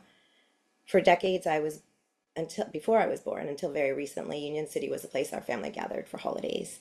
Christmas, Easter, Thanksgiving, and Mother's Day, all at my grandma's home off Whipple Road. We even lived there for a year after my father got out of the Army because we couldn't afford a place of our own, so my grandmother took us in. When I say I care deeply about our county, I mean every community in every corner of the county. As a judge, I will be fair, impartial, and compassionate. I will follow the law, lead with humility, and treat every person in my court with dignity and respect. California has strong consumer protection laws, and courts have made clear that judges have broad discretion to craft meaningful remedies. I will use that authority to protect consumers and stop unfair business practices. Our courts have also made clear that employment laws should be interpreted broadly in favor of protecting employees. I will apply the law as written and not search for ambiguity where none exists. As a working class public school kid from Vallejo, I'm particularly focused on the experiences of regular working people and people without attorneys. The high billing rates of attorneys make our Bay Area rent and gas prices look reasonable. That's why so many people are navigating our court systems alone, especially in family and civil court. I can't advise them on the law, but I can safeguard against overbearing opposing counsel and make sure people feel seen and heard and that proceedings are understandable to them. I know how intimidating the courtroom can feel, and I will do my part to make sure the courtroom works for everyone and not just those who already know how to navigate it. I've helped Oakland prepare to defend against politically motivated criminal prosecutions and challenged federal overreach, and we have won in court. But those experiences have reminded me how critical it is that we choose judges that stand for the rule of law and won't waver under external pressure. Oakland is a demanding jurisdiction with constant public and media scrutiny. I am prepared for that responsibility. I'm proud to have earned the broad support of leaders across our community, like Jesse Areguin, Liz Ortega, all 5 county supervisors, the Alameda Labor Council, Alameda County Democrats, Mayor Michael Hannon, and many others. They stand with me because they trust my values, experience, temperament, and work ethic. I'd be honored to earn your support as well. Thank you. Thank you, Ms. Warren. All right, we'll open the floor now to questions. Anyone who has a question for Ms. Warren, feel free to drop it in the chat or raise your hand or come off mute. Jackie, go for it. The same question that we asked the previous candidates for judge. What differentiates, sorry, can't say that word, differentiates you from your opponent? Sure. Well, we only met on the campaign trail, so I did not have the pleasure before this. I can say that she is lovely based on my interactions. But I think what differentiates us is sort of like our current assignment, for example. My opponent is with the CPUC, and that's just a completely different system. It's not Superior Court. And my 20 years of practice, I've literally never entered that arena, and most civil litigators have not, because it's just a completely different system by definition. So there's that. I work on cases that are the types of cases that Superior Court hears all the time. So, elections matters, restraining orders, civil rights matters. It's when you work for a city, there is just such a variety. It could be everything from personal injury to like big chunky constitutional law questions, and we do everything. So that's one difference. I'd say temperament. I lead with compassion and humility in my day-to-day, and I would bring that with me to the bench. Connection is really important to me, and making sure that people feel seen and heard is really important to me. I have a strong reputation for my kind personality and my ability to work with tough people, and I would bring that with me to the bench. I have training from the best law schools and top law firms. My writing is excellent. I have published cases in the Ninth Circuit that you can see my writing. And I'm used to the pace and the pressure of local government, under-resourced, understaffed environments. And I think the Superior Court is not that dissimilar from the city of Oakland. And I think it's been an excellent training ground. There's a reason that at least 5 other people from my office have gone on to be Superior Court judges that I have personally worked with. It's a great training ground, and I think it's prepared me well for this next step. Thank you, Ms. Warren, and thank you, Jackie, for the question. Any other questions for Ms. Warren?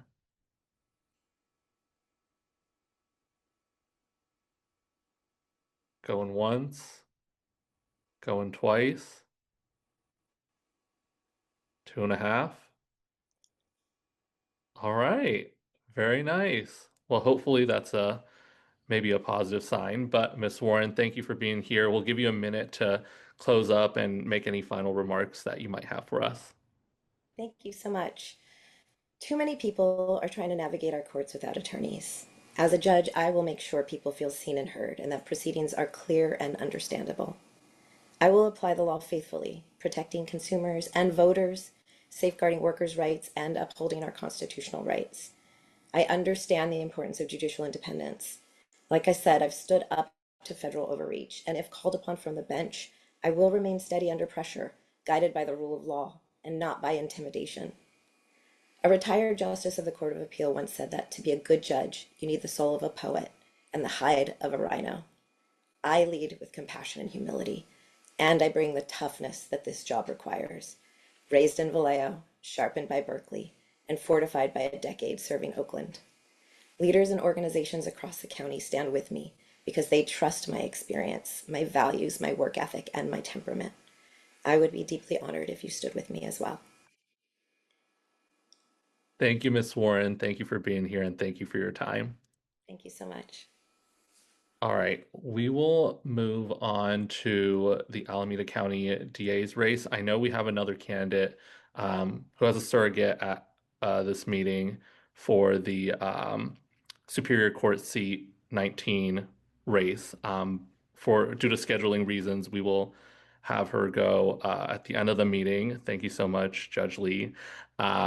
But our next candidate is Mr. Gopal Krishan. Thank you so much, Mr. Krishan, for being here and for bearing with our delays here in the scheduling. But we want to give you 3 minutes whenever you're ready for an opening statement and to tell us about your candidacy and your campaign, and your time begins whenever you're ready. Thank you, Richard. And it's not Krishnan, it is Krishan. But yes, you can call me Gopal. Everybody calls me Gopal.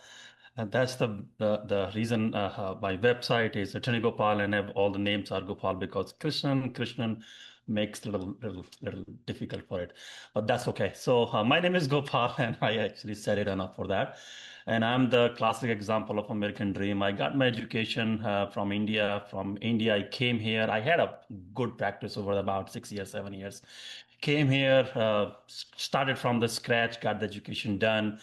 Passed the bar as a foreign lawyer. It is extremely hard, as you know that. The California bar is the hardest bar in the country. I did pass the bar. I started my own law firm. And since then, I'm helping families, I'm helping businesses, I'm helping basically everybody in the Bay Area. Alameda County is my home from the day one. And in my, I think for the last 15 years, I'm helping families.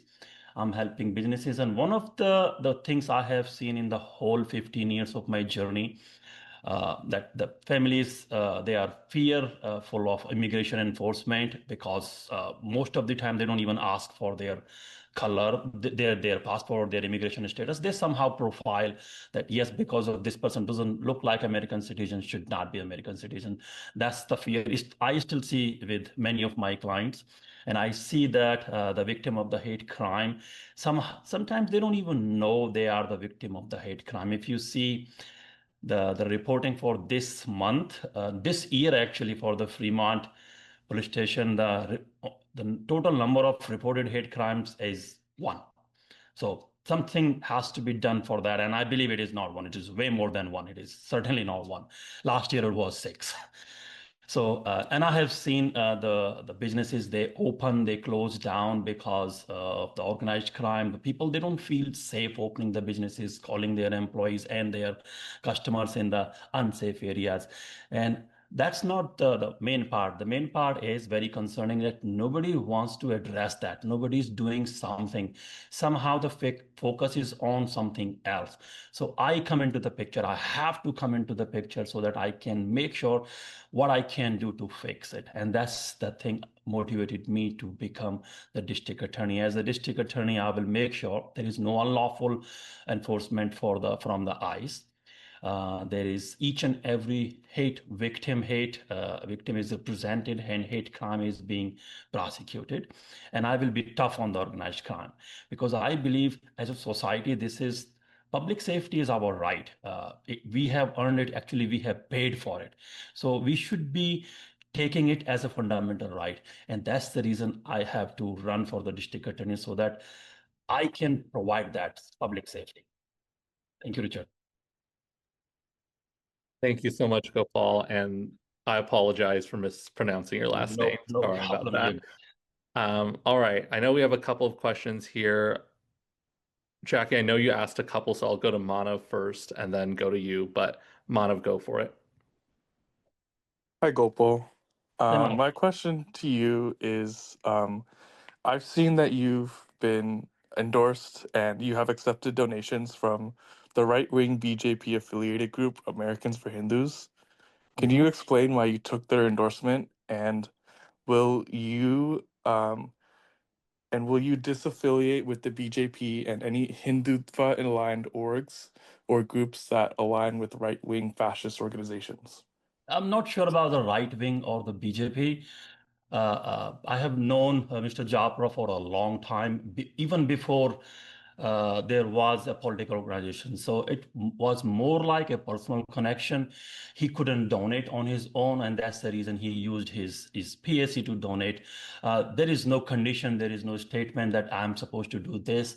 I am me, and I'm doing practice for a long time, and my clients, they are Hindus, they are Muslims, they are from each and every category of the society. So the endorsement is a personal favor, has nothing to do with my commitment to the Hindutva or BJP or anything. The public safety is way more bigger than that. Public safety is not just for one religion, public safety is for everybody. And this is what I believe in. Thank you. Thank you, Gopal. Jackie and then John. You muted. Actually, I think I was going to ask John's question, so I'll let him go first. Go ahead. Okay, hopefully I've unmuted. So in 2022, there was 4 candidates for district attorney. All stated that the DA office needed to change from the leadership and policies that were prevalent under Nancy O'Malley. Each candidate in 2022 offered their vision for change. Now, in 2026, do you believe the office still needs to change from the policies and attitudes that were in place prior to 2022? And if you do believe that the change from the Nancy O'Malley administration is still necessary, what would be your top 3 priorities? So before I answer that, I have no idea about Nancy O'Malley. And I wasn't the candidate in 2022, but what I believe, and it goes way before her administration, way before everything else.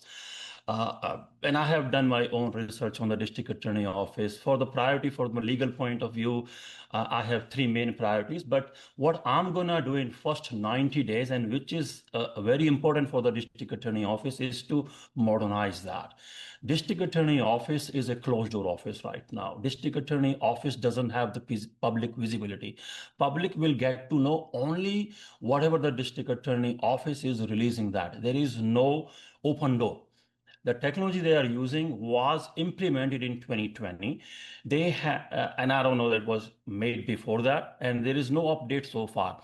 That's one thing. Second thing is the current district attorney office technology is not tying with other platforms. So Alameda County has one platform, Sheriff Department has another platform. Each and every department, they have their own platform. It is not syncing up, and that creates a lack of efficiency. So as a district attorney, my very first thing I'm gonna do within 90 days is to make sure we have the syncing availability so that we can increase the efficiency of our support staff, efficiency of the district attorneys, to provide their skill set in a better way. That's the very first priority. And on the top of that, organized crime will be visible on that dashboard that we are doing one specific thing in one area. We can actually see the visibility on those platforms, that are we using the policy in a right way, or we are favoring one specific color, race, gender as per the policy. That everything will be visible in it. So the visibility is my first priority. Thank you, Gopal. Any other questions? I'm not seeing anything in the chat or anyone raising their hands. All right, Gopal, we will give you 1 minute for a closing statement just to give us your final thoughts, and your time will begin whenever you're ready. Sure. So among all the attorneys, I'm the only attorney who has the experience. Actually, I'm still working with my clients on a day-to-day basis. And I know what it takes to earn a client. I know what it takes to represent families. I have worked with regular folks, teachers, doctors, engineers. Sometimes they don't even have a job.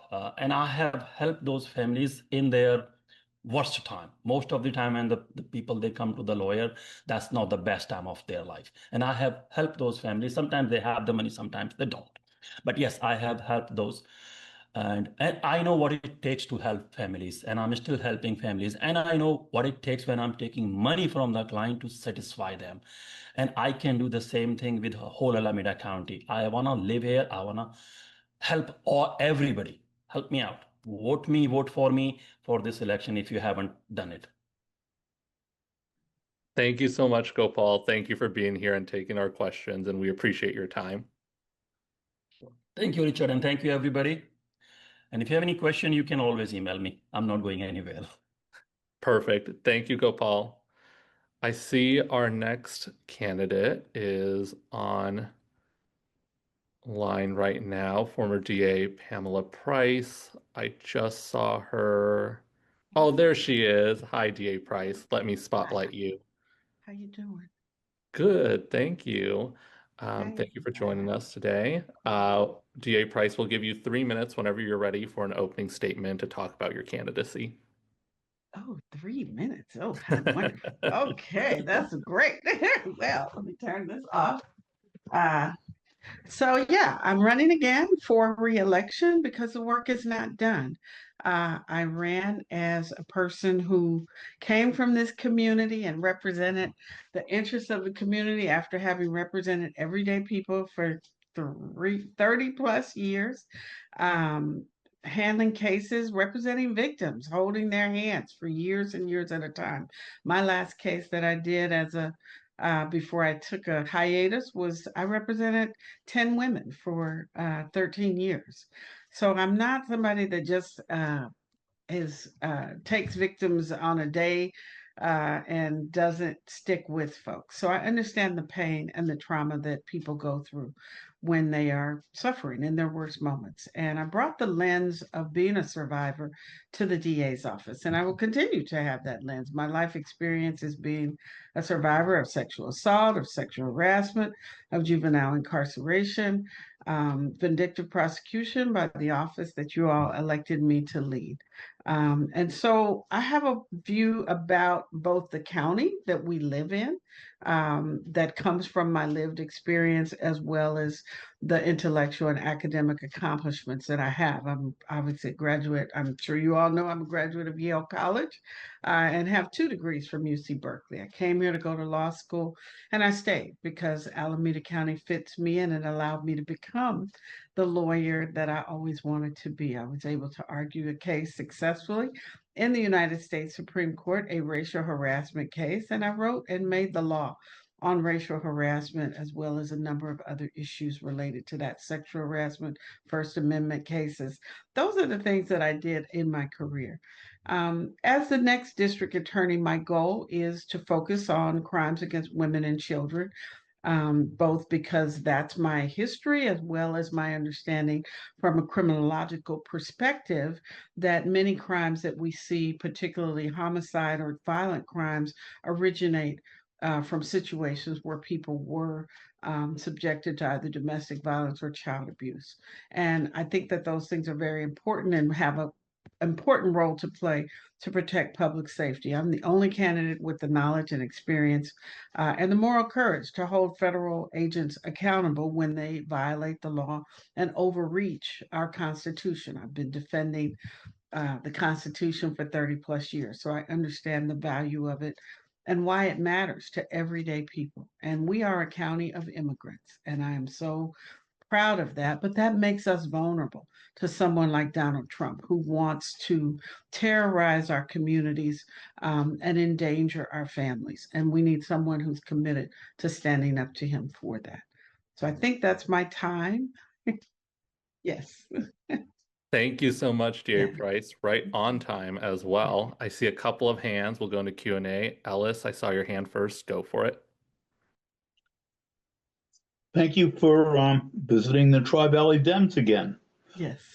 I'd like to give you the opportunity to respond to an article in Friday's East Bay Times that said Patty Lee, who was the PR person at your office, was awarded $800,000 by some jury, or I guess a court, to be more accurate, for accusing you of firing her with prejudice and also forbidding her to release certain information to the press, which she didn't go along with.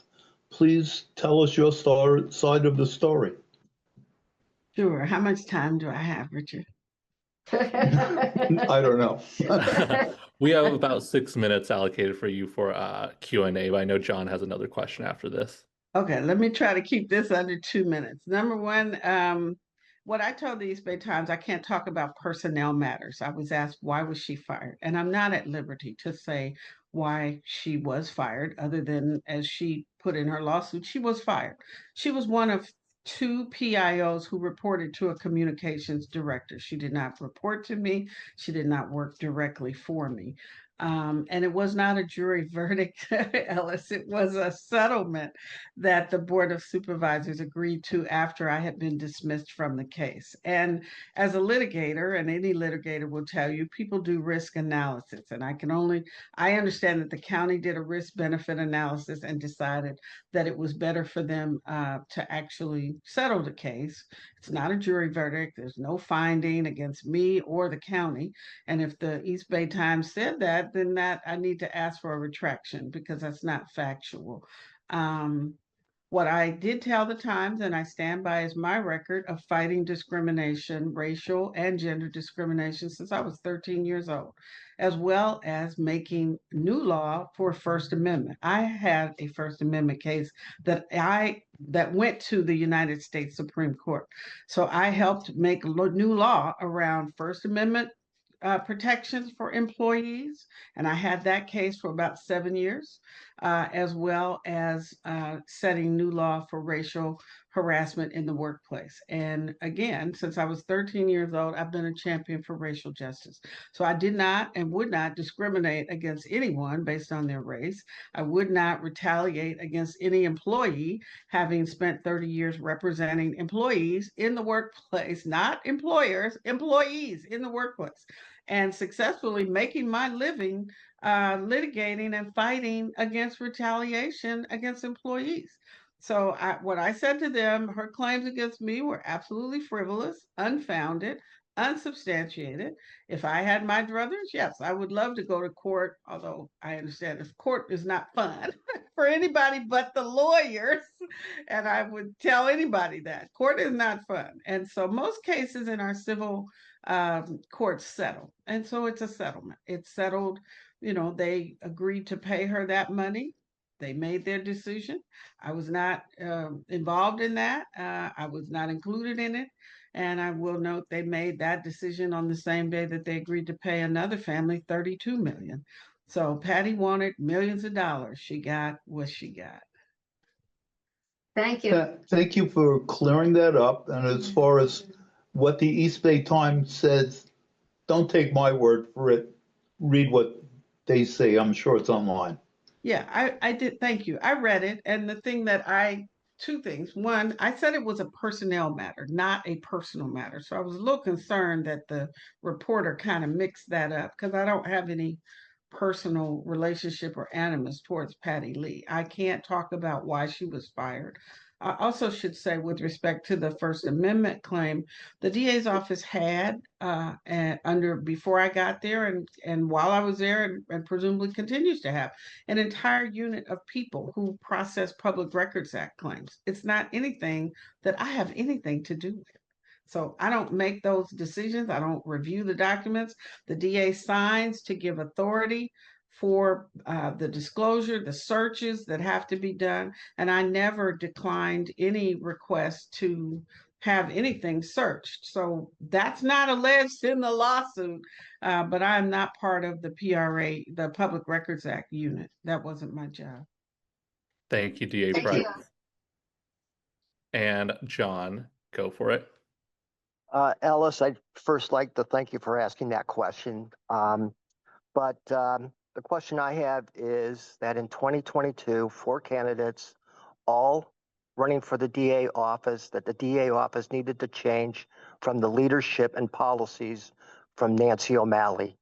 Each candidate offered their vision for that change.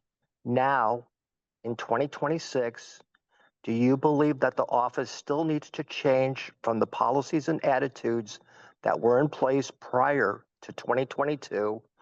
And if you do believe that change from the Nancy O'Malley administration is still necessary, what would be your top 3 priorities? Sure. Absolutely, we need a dramatic shift and culture change from the organization that Nancy O'Malley led as an appointed DA. And she inherited that from Tom Orloff, who was a very, we found evidence of prosecutorial misconduct that started from the top. Delane Easton used to say, the fish bleeds from the head. And when we found the evidence of race discrimination and anti-Semitism in the DA's office, that came from the top under Tom Orloff. And Nancy O'Malley was, for 10 years, his chief assistant district deputy. And then she headed the office for 13 years. So the office was stuck in a time warp. And when I got there, certainly it was a challenge for me to address the culture of the office, which is what really needed to be changed and still needs to be changed. You will see that today the legacy of the office has been sort of resumed under the appointed incumbent. She has been embraced and is in fact mentored by Tom Orloff and Nancy O'Malley, and is bringing back the policies and the challenges that the office had under those folks that were never addressed. It's very concerning. And that's the challenge in this race. And the reason why I'm in this race is we're either going to go forward or we're going to go backward. And if we go back to the days when Tom Orloff and Nancy O'Malley ran that office, which is what Ursula Jones Dickson is committed to, that's going to be, we're not serving the community. The victim services when we got there was completely disorganized, and the prosecutors were completely demoralized. The staff lacked channels of accountability and communication.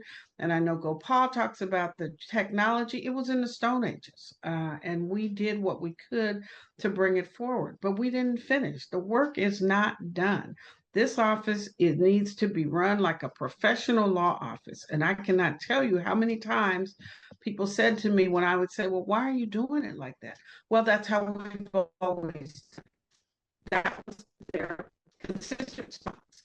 That's how we've always done it. We've done it this way since the 1970s and 80s. We're going to keep doing it this way.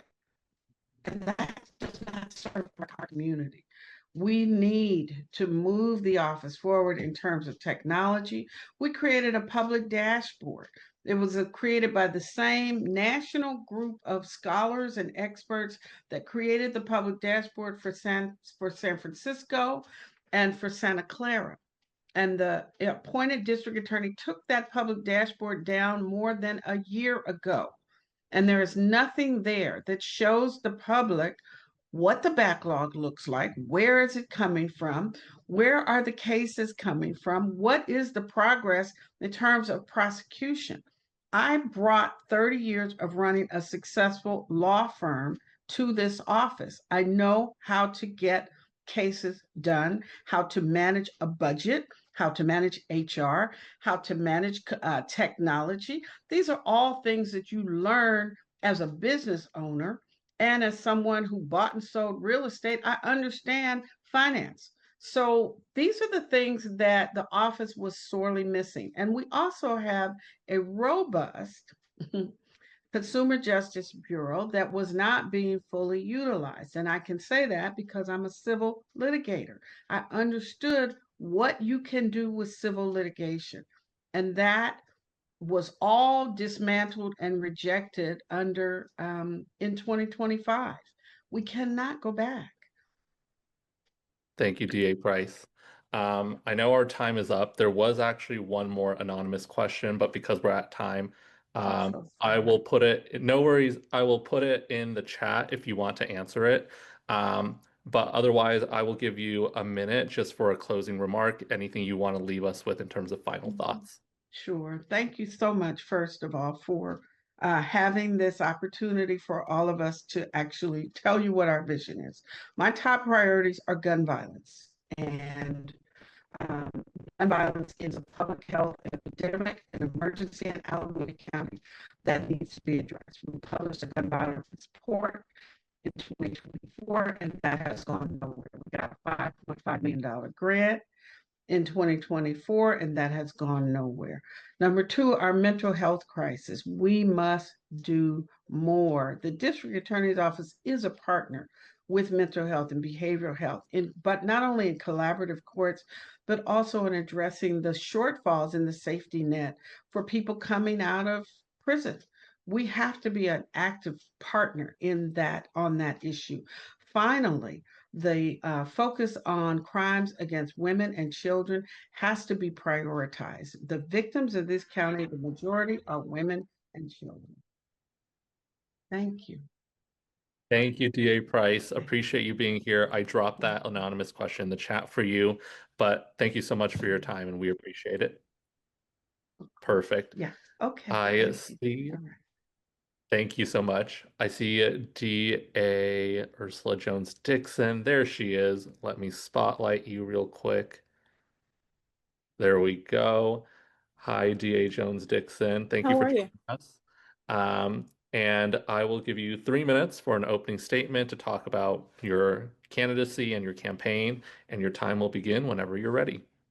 Thank you. Thank you guys for having me today. I'm Ursula Jones Dickson, Alameda County DA.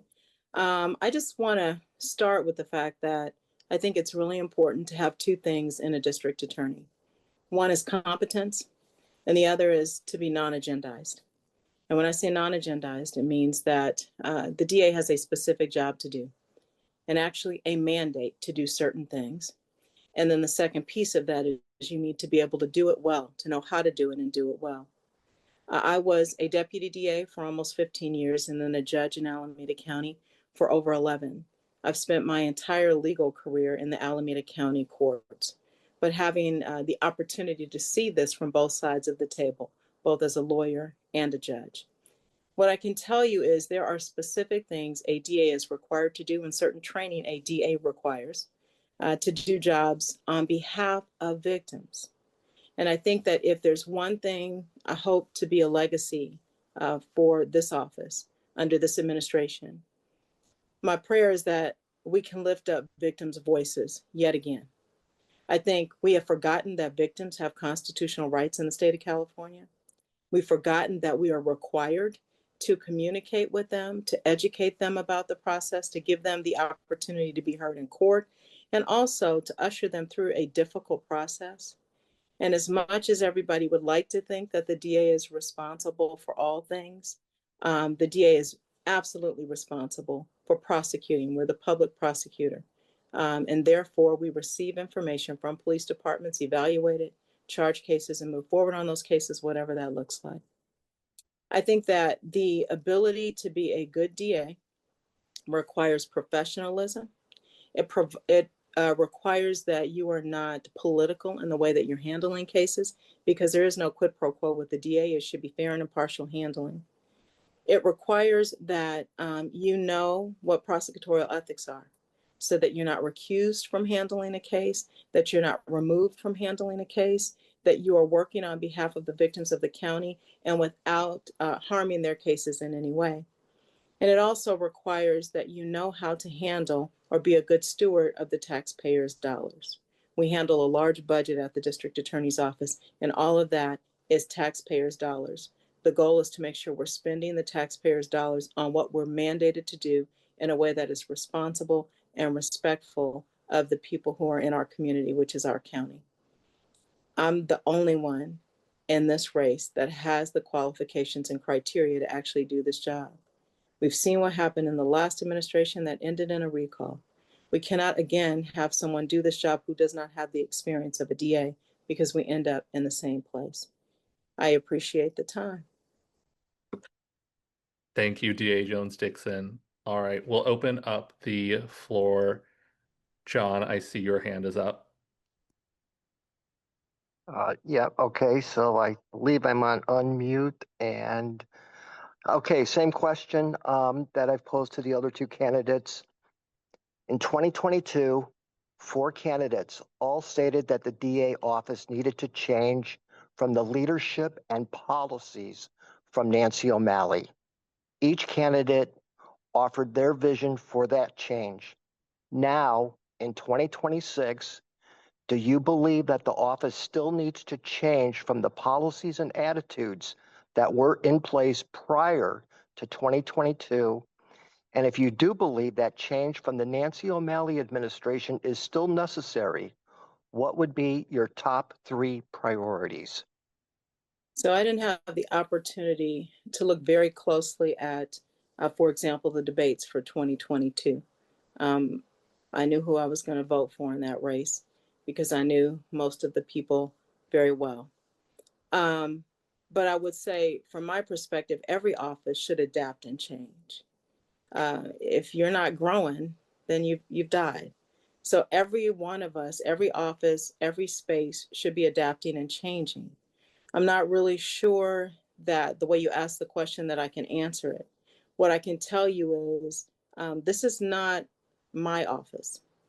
This was not Ms. Price's office. It wasn't Ms. O'Malley's office. It was not Mr. Orloff's office. It's the Alameda County DA's office.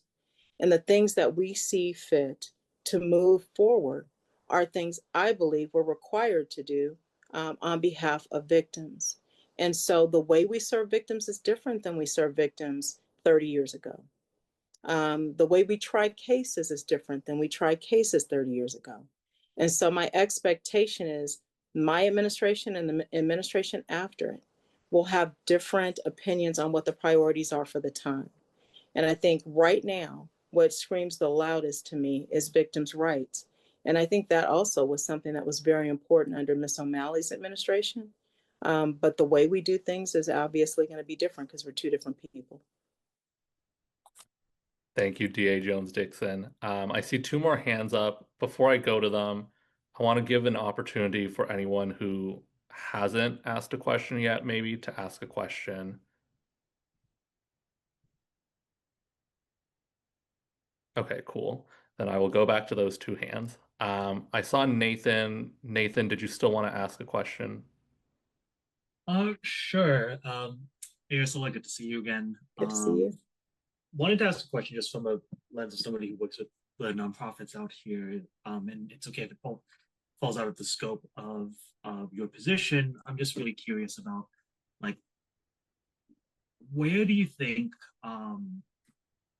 like city governments, community-based organizations, and especially like the county could step up more to support this whole mission of balancing violence prevention with accountability? Like, yeah, like the DA, I'm hearing a lot of talk about like what you can do to hold offenders accountable, but what about like, what sort of partnerships and leadership would you like to see more from the rest of our whole civic ecosystem? So I do think the criminal justice system is an ecosystem. And when I first walked into this space, I was fascinated. I went to this meeting where the DA, probation, other stakeholders sit at a table and we make decisions on county kind of community-based organizations that receive money for AB 109 to help individuals who are coming out of custody and have been system involved. What I thought was fascinating was that first meeting, we went through about an hour and 40 minutes of individuals, and we voted on what amount of money they would receive. And we're talking millions and millions of dollars. And not one of those organizations had any data regarding recidivism. And so I think in my head, we need to kind of course correct. I think the DA's office always has supported community-based organizations and the work that they do with individuals who are formerly incarcerated, who are at risk of being incarcerated, et cetera. Do I think the DA can be responsible for all of that? We don't have the expertise, nor do we have the budget for it, but we support it, and those partnerships are really important.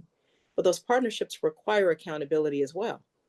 And so that is absolutely the piece of the puzzle that I think I'm most interested in as I move through this process, is how we engage community-based organizations on exactly what they need to provide to the public to let them know that what service they're providing is working. Because otherwise, we're just throwing money at a problem with no real way to determine whether or not the services are actually what is required of the person they're being provided to. It reminds me very much of the work that I did on the bench, where you're looking at the best interest of the individual in front of you and what specific services are required for each individual. And we don't really do that analysis. We provide services without any accountability. So what I think is that those partnerships are important, and we have to work hand in hand, but there has to be some accountability for those CBOs as well. Thank you, DA Jones Dickson. Manav, I know your hand is up.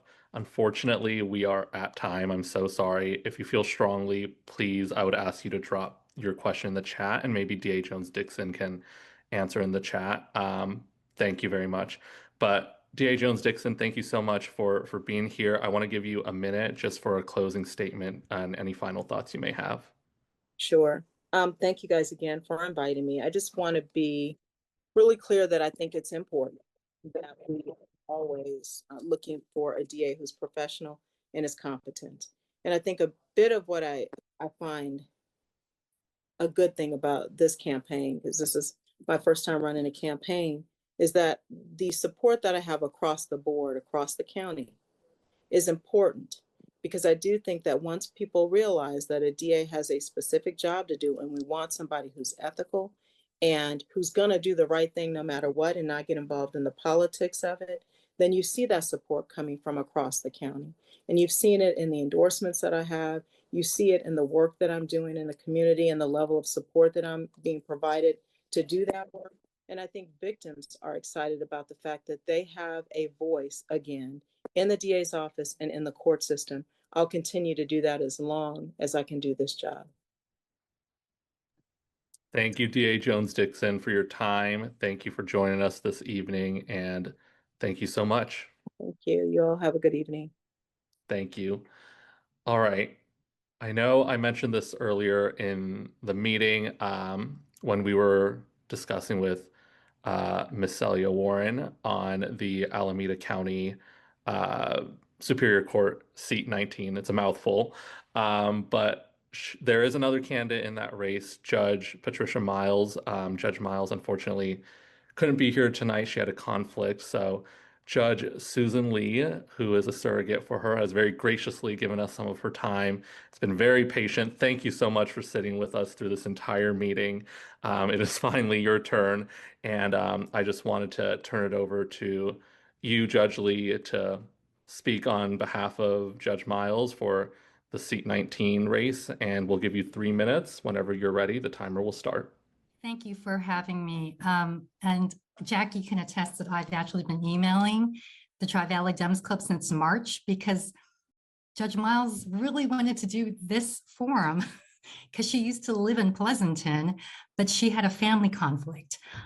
So thank you for the privilege of being here tonight so that I can express to you what my support for Judge Miles and humbly ask for your endorsement. I am an administrative law judge, ALJ, who has known Judge Miles for many years through our involvement with the American Bar Association. But I truly got to know Judge Miles professionally when I started working for the California Public Utilities Commission, the CPUC, the agency that Judge Miles works for now. As a new ALJ with the CPUC, we were told to observe hearings from a handful of stellar judges. And Judge Miles was one of the judges that was recommended for us to watch. Now, I started in 2020, the height of the pandemic, and I observed Judge Miles in her proceeding by phone because we had shifted from in-person hearings to phone hearings. And I honestly cannot tell you what the proceeding was about. I can't remember what Judge Miles said, but what I took away from that proceeding was that I had this vision of who the parties were, what the parties stood for, what the scope of the proceeding was, and what the parties were expected to do. So even after 17 years from being an ALJ at another agency, I actually learned something from Judge Miles on that day. And I still remember it to this day that I said, that is the way to conduct a phone hearing. Administrative law judges are subject to the Code of Judicial Conduct. Canon 1 demands that ALJs hold the integrity and independence of the judiciary. Nowhere is judicial independence more tested than at the CPUC. Every proceeding that is assigned to an ALJ is also assigned to a commissioner, with few exceptions. All the commissioners at the CPUC are appointed by the governor. ALJs must look at all the evidence presented and write a decision, sometimes 100 pages long, that is without the undue influence of politics. So as judicial independence is being eroded more and more at the federal level, it is critical that the judges at the trial court level stand their ground and push back against pressures that are not in the best interest of the public. Judge Miles does this routinely at the CPUC. Boy, that was a fast 3 minutes. It goes by quick, but you did a great job, Judge Lee. All right, we will open the floor up for questions. As per always, if anyone has a question for Judge Lee, who is very qualified to speak on behalf of Judge Miles, please either come off mute, raise your hand, or drop it in the chat.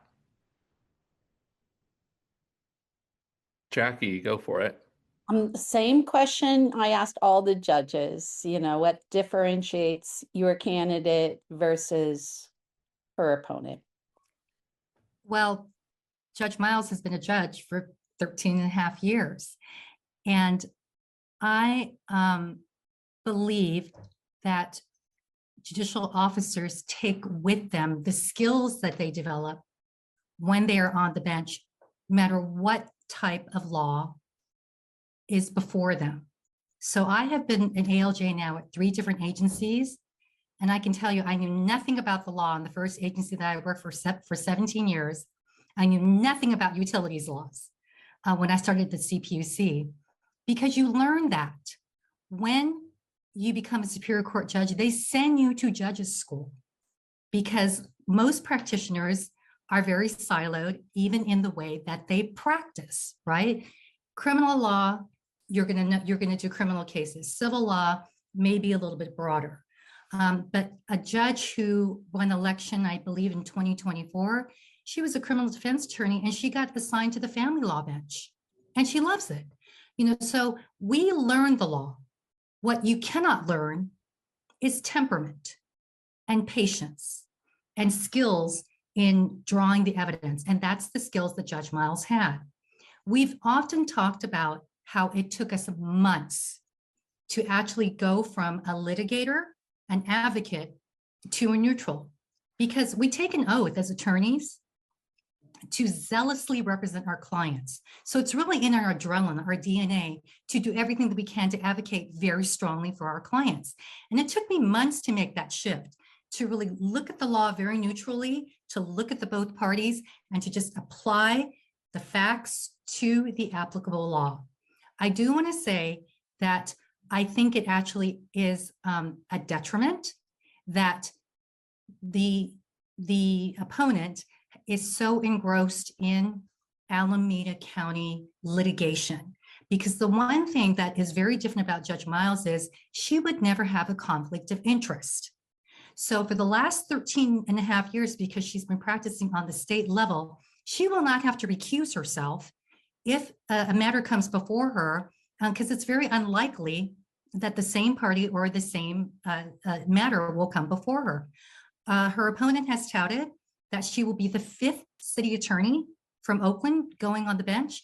I think that's a problem. What about Pleasanton? What about Dublin? What about Livermore? Alameda County is a very, very large county, but it faces very, very different issues. And I think that Judge Miles can be the neutral, independent person that will treat every jurisdiction fairly and independently. Thank you, Judge Lee.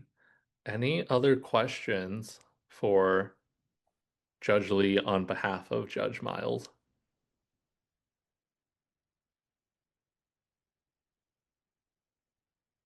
Going once, going twice. Nathan, go for it. Should I call you Miss Lee, Judge Lee? I am an administrative law judge. Judge Lee or Miss Lee is fine. Yes. Susan is even fine. Yeah, well, I was planning on asking a question, but that was a really interesting point about the need for representation from different corners of the county.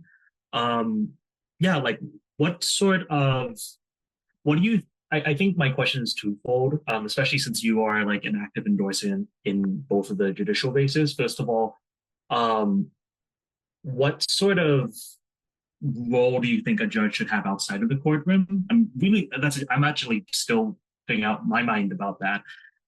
So like what sort of role should judges have out in the community? And also, like what has brought you to like be as involved in supporting the candidates that you're supporting for judge? To my knowledge, you're also supporting Michael, I think.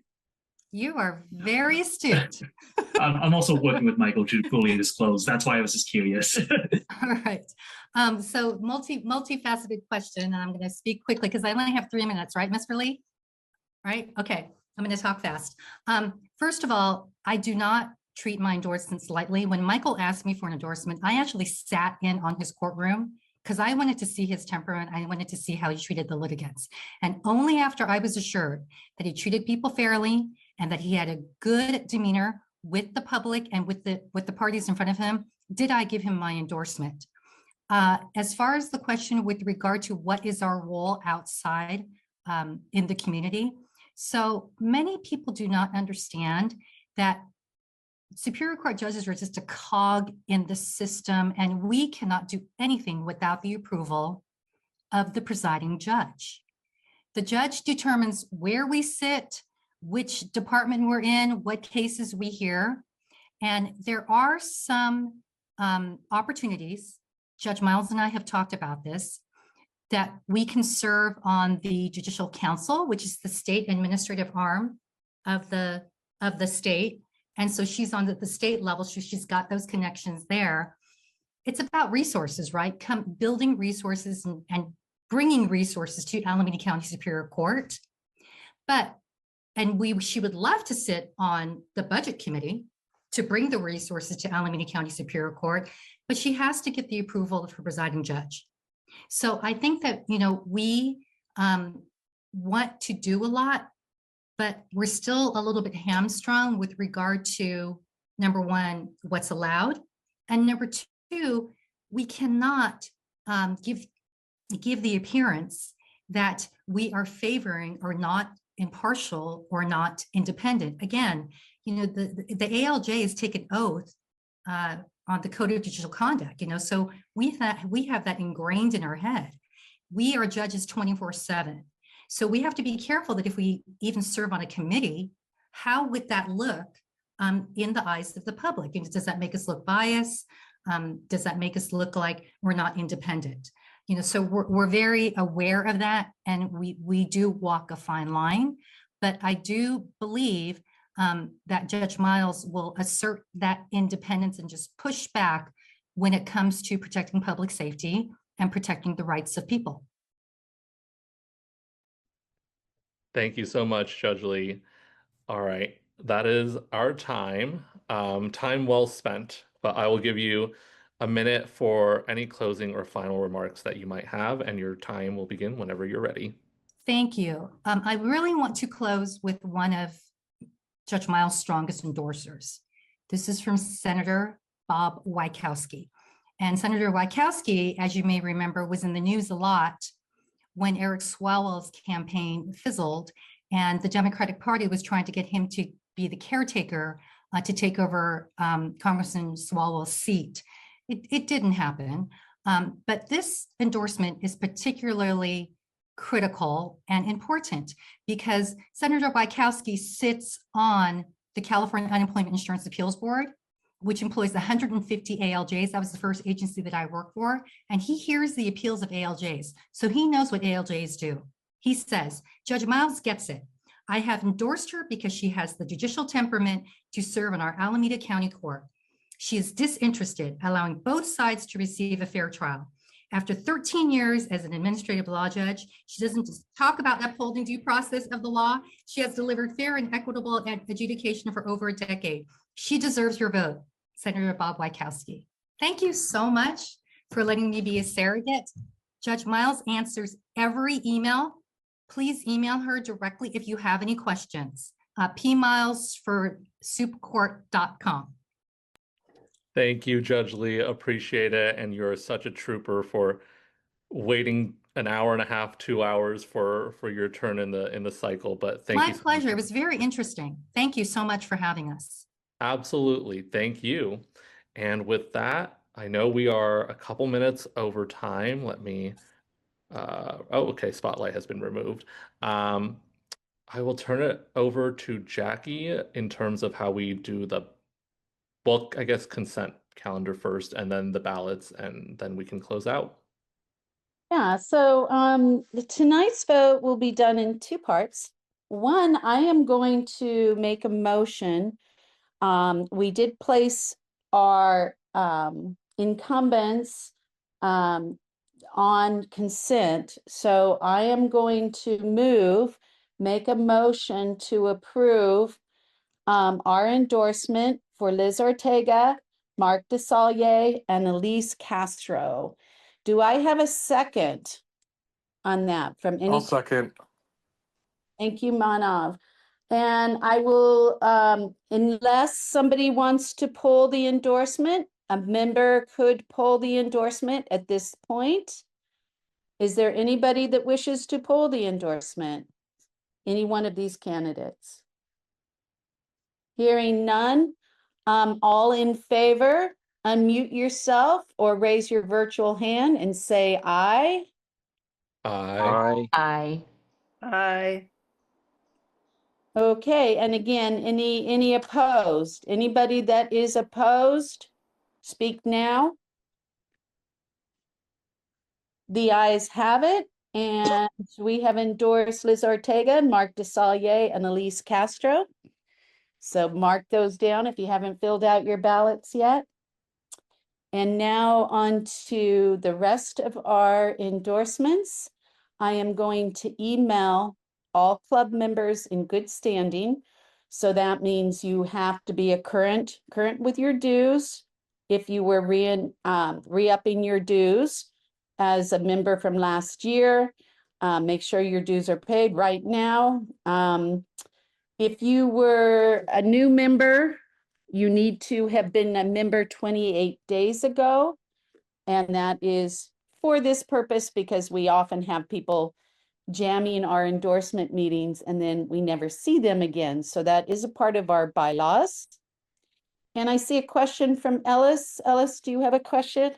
Or is that just leftover hand? There we go. Okay. I'm going to send out a ballot to all members. Give me about 10 minutes to email it out. It's going to come from tvdemsmedia@gmail.com. If you did not receive a ballot, let's say by 9:30 tonight, and if you have any problems, you can reach out to me either through the TVDEMS Media Gmail account, or you can even, if you have my private number, give me a call. And I'm going to just put this in the chat, tvdemsmedia@gmail.com. And the ballots will be open until tomorrow at midnight, at which time I will send out information if we did have an endorsement. Remember, 60% is the threshold to be considered endorsed. If we do not reach that threshold, it will be considered no endorsement from the club. Do we have any questions about the process tonight? Any comments or questions?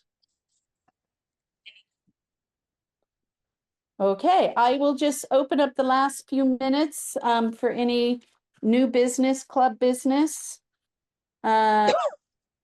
Alysse, do you have any statements that you need to make tonight for political director?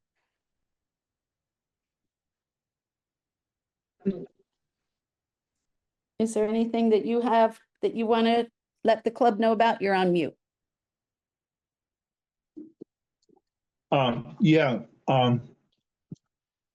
We've been demonstrating on Saturdays from noon to 1:30 in front of the San Ramon City Hall over on Bollinger. There's also demonstrations at Crow Canyon Plaza at 5 p.m. on Wednesdays for about an hour. So if you're feeling that you got to do something about what you see on television, and I won't go into it, but you all know what I'm talking about, come on down. It's not just about convincing drivers that you can make a sign, but talking to other people who are, frankly, as pissed off as you are. And it feels good to do that. So come on down. We hold up signs and people honk. And we say thank you because they agree with what we're doing. So somebody who comes down each week. And quite a few of our members are there, particularly on Saturday. Yeah, I think we had 55 on the other day. But we had at least a half dozen or so of our members down there. So that's what Tri-Valley Dems are doing. Thank you. Beverly. Yes, I just wanted to ask, I've done some voter registration. Is there more of that we can do, or is that not really the job of the Tri-Valley Dems? I think Manav was doing some voter registration up at the college. You do need to have. We register voters every week at the college, and now that the college is ending their semester, we're thinking about moving to the farmers markets. So that'll probably be something that we start soon, maybe after the primary for the special election. I don't know. I think we're just gonna see like what we can do. But we're probably gonna be at the farmers markets most likely. Do you need folks to sign up, Manav? How do people get a hold of you to help you? Let me think. It's been going out because like I did the farmer's market and I did the college, and it's been going out through, I don't know, there's so many organizations, it's hard to keep it straight. Is it Swing Left or It's Livermore? indivisible. Oh, it's Indivisible. It's I've been getting those emails where you can sign up. So we're fine. Is that separate? With Indivisible as well. So you know, it's okay. I mean, they're great. So, you know, use them. To tell you the truth, I just been kind of swamped with between the central committee stuff and club and UDC. We need to do a fundraiser. So but yeah, go ahead and do it through Indivisible. That's awesome. Thank you, Ben. maybe I'll get with Kyoko and Karen and see if we can share their events. That'd be awesome. The make polluters pay, we did endorse this measure. And there is an event that we are going to co-sponsor coming up June 6th in Dublin from 10 a.m. to 12. So we'll be getting our logo added to the other organizations and sending that information out to club members. So look for that, mark your calendars. It's at Wells Middle School in Dublin, June 6th, 10 to 12. Any other new business? Do we have our treasurer on? Alan, did you want to make any updates tonight? Ready? The treasurer's report for last month, we had an income of $85. Credit card fees we paid on that were $3.72. Our other expenses were media, which is the Zoom rental for what we're doing now, is $21.99. And we paid our semi-annual PO box fee of $153. That leaves our total expenses $178.71.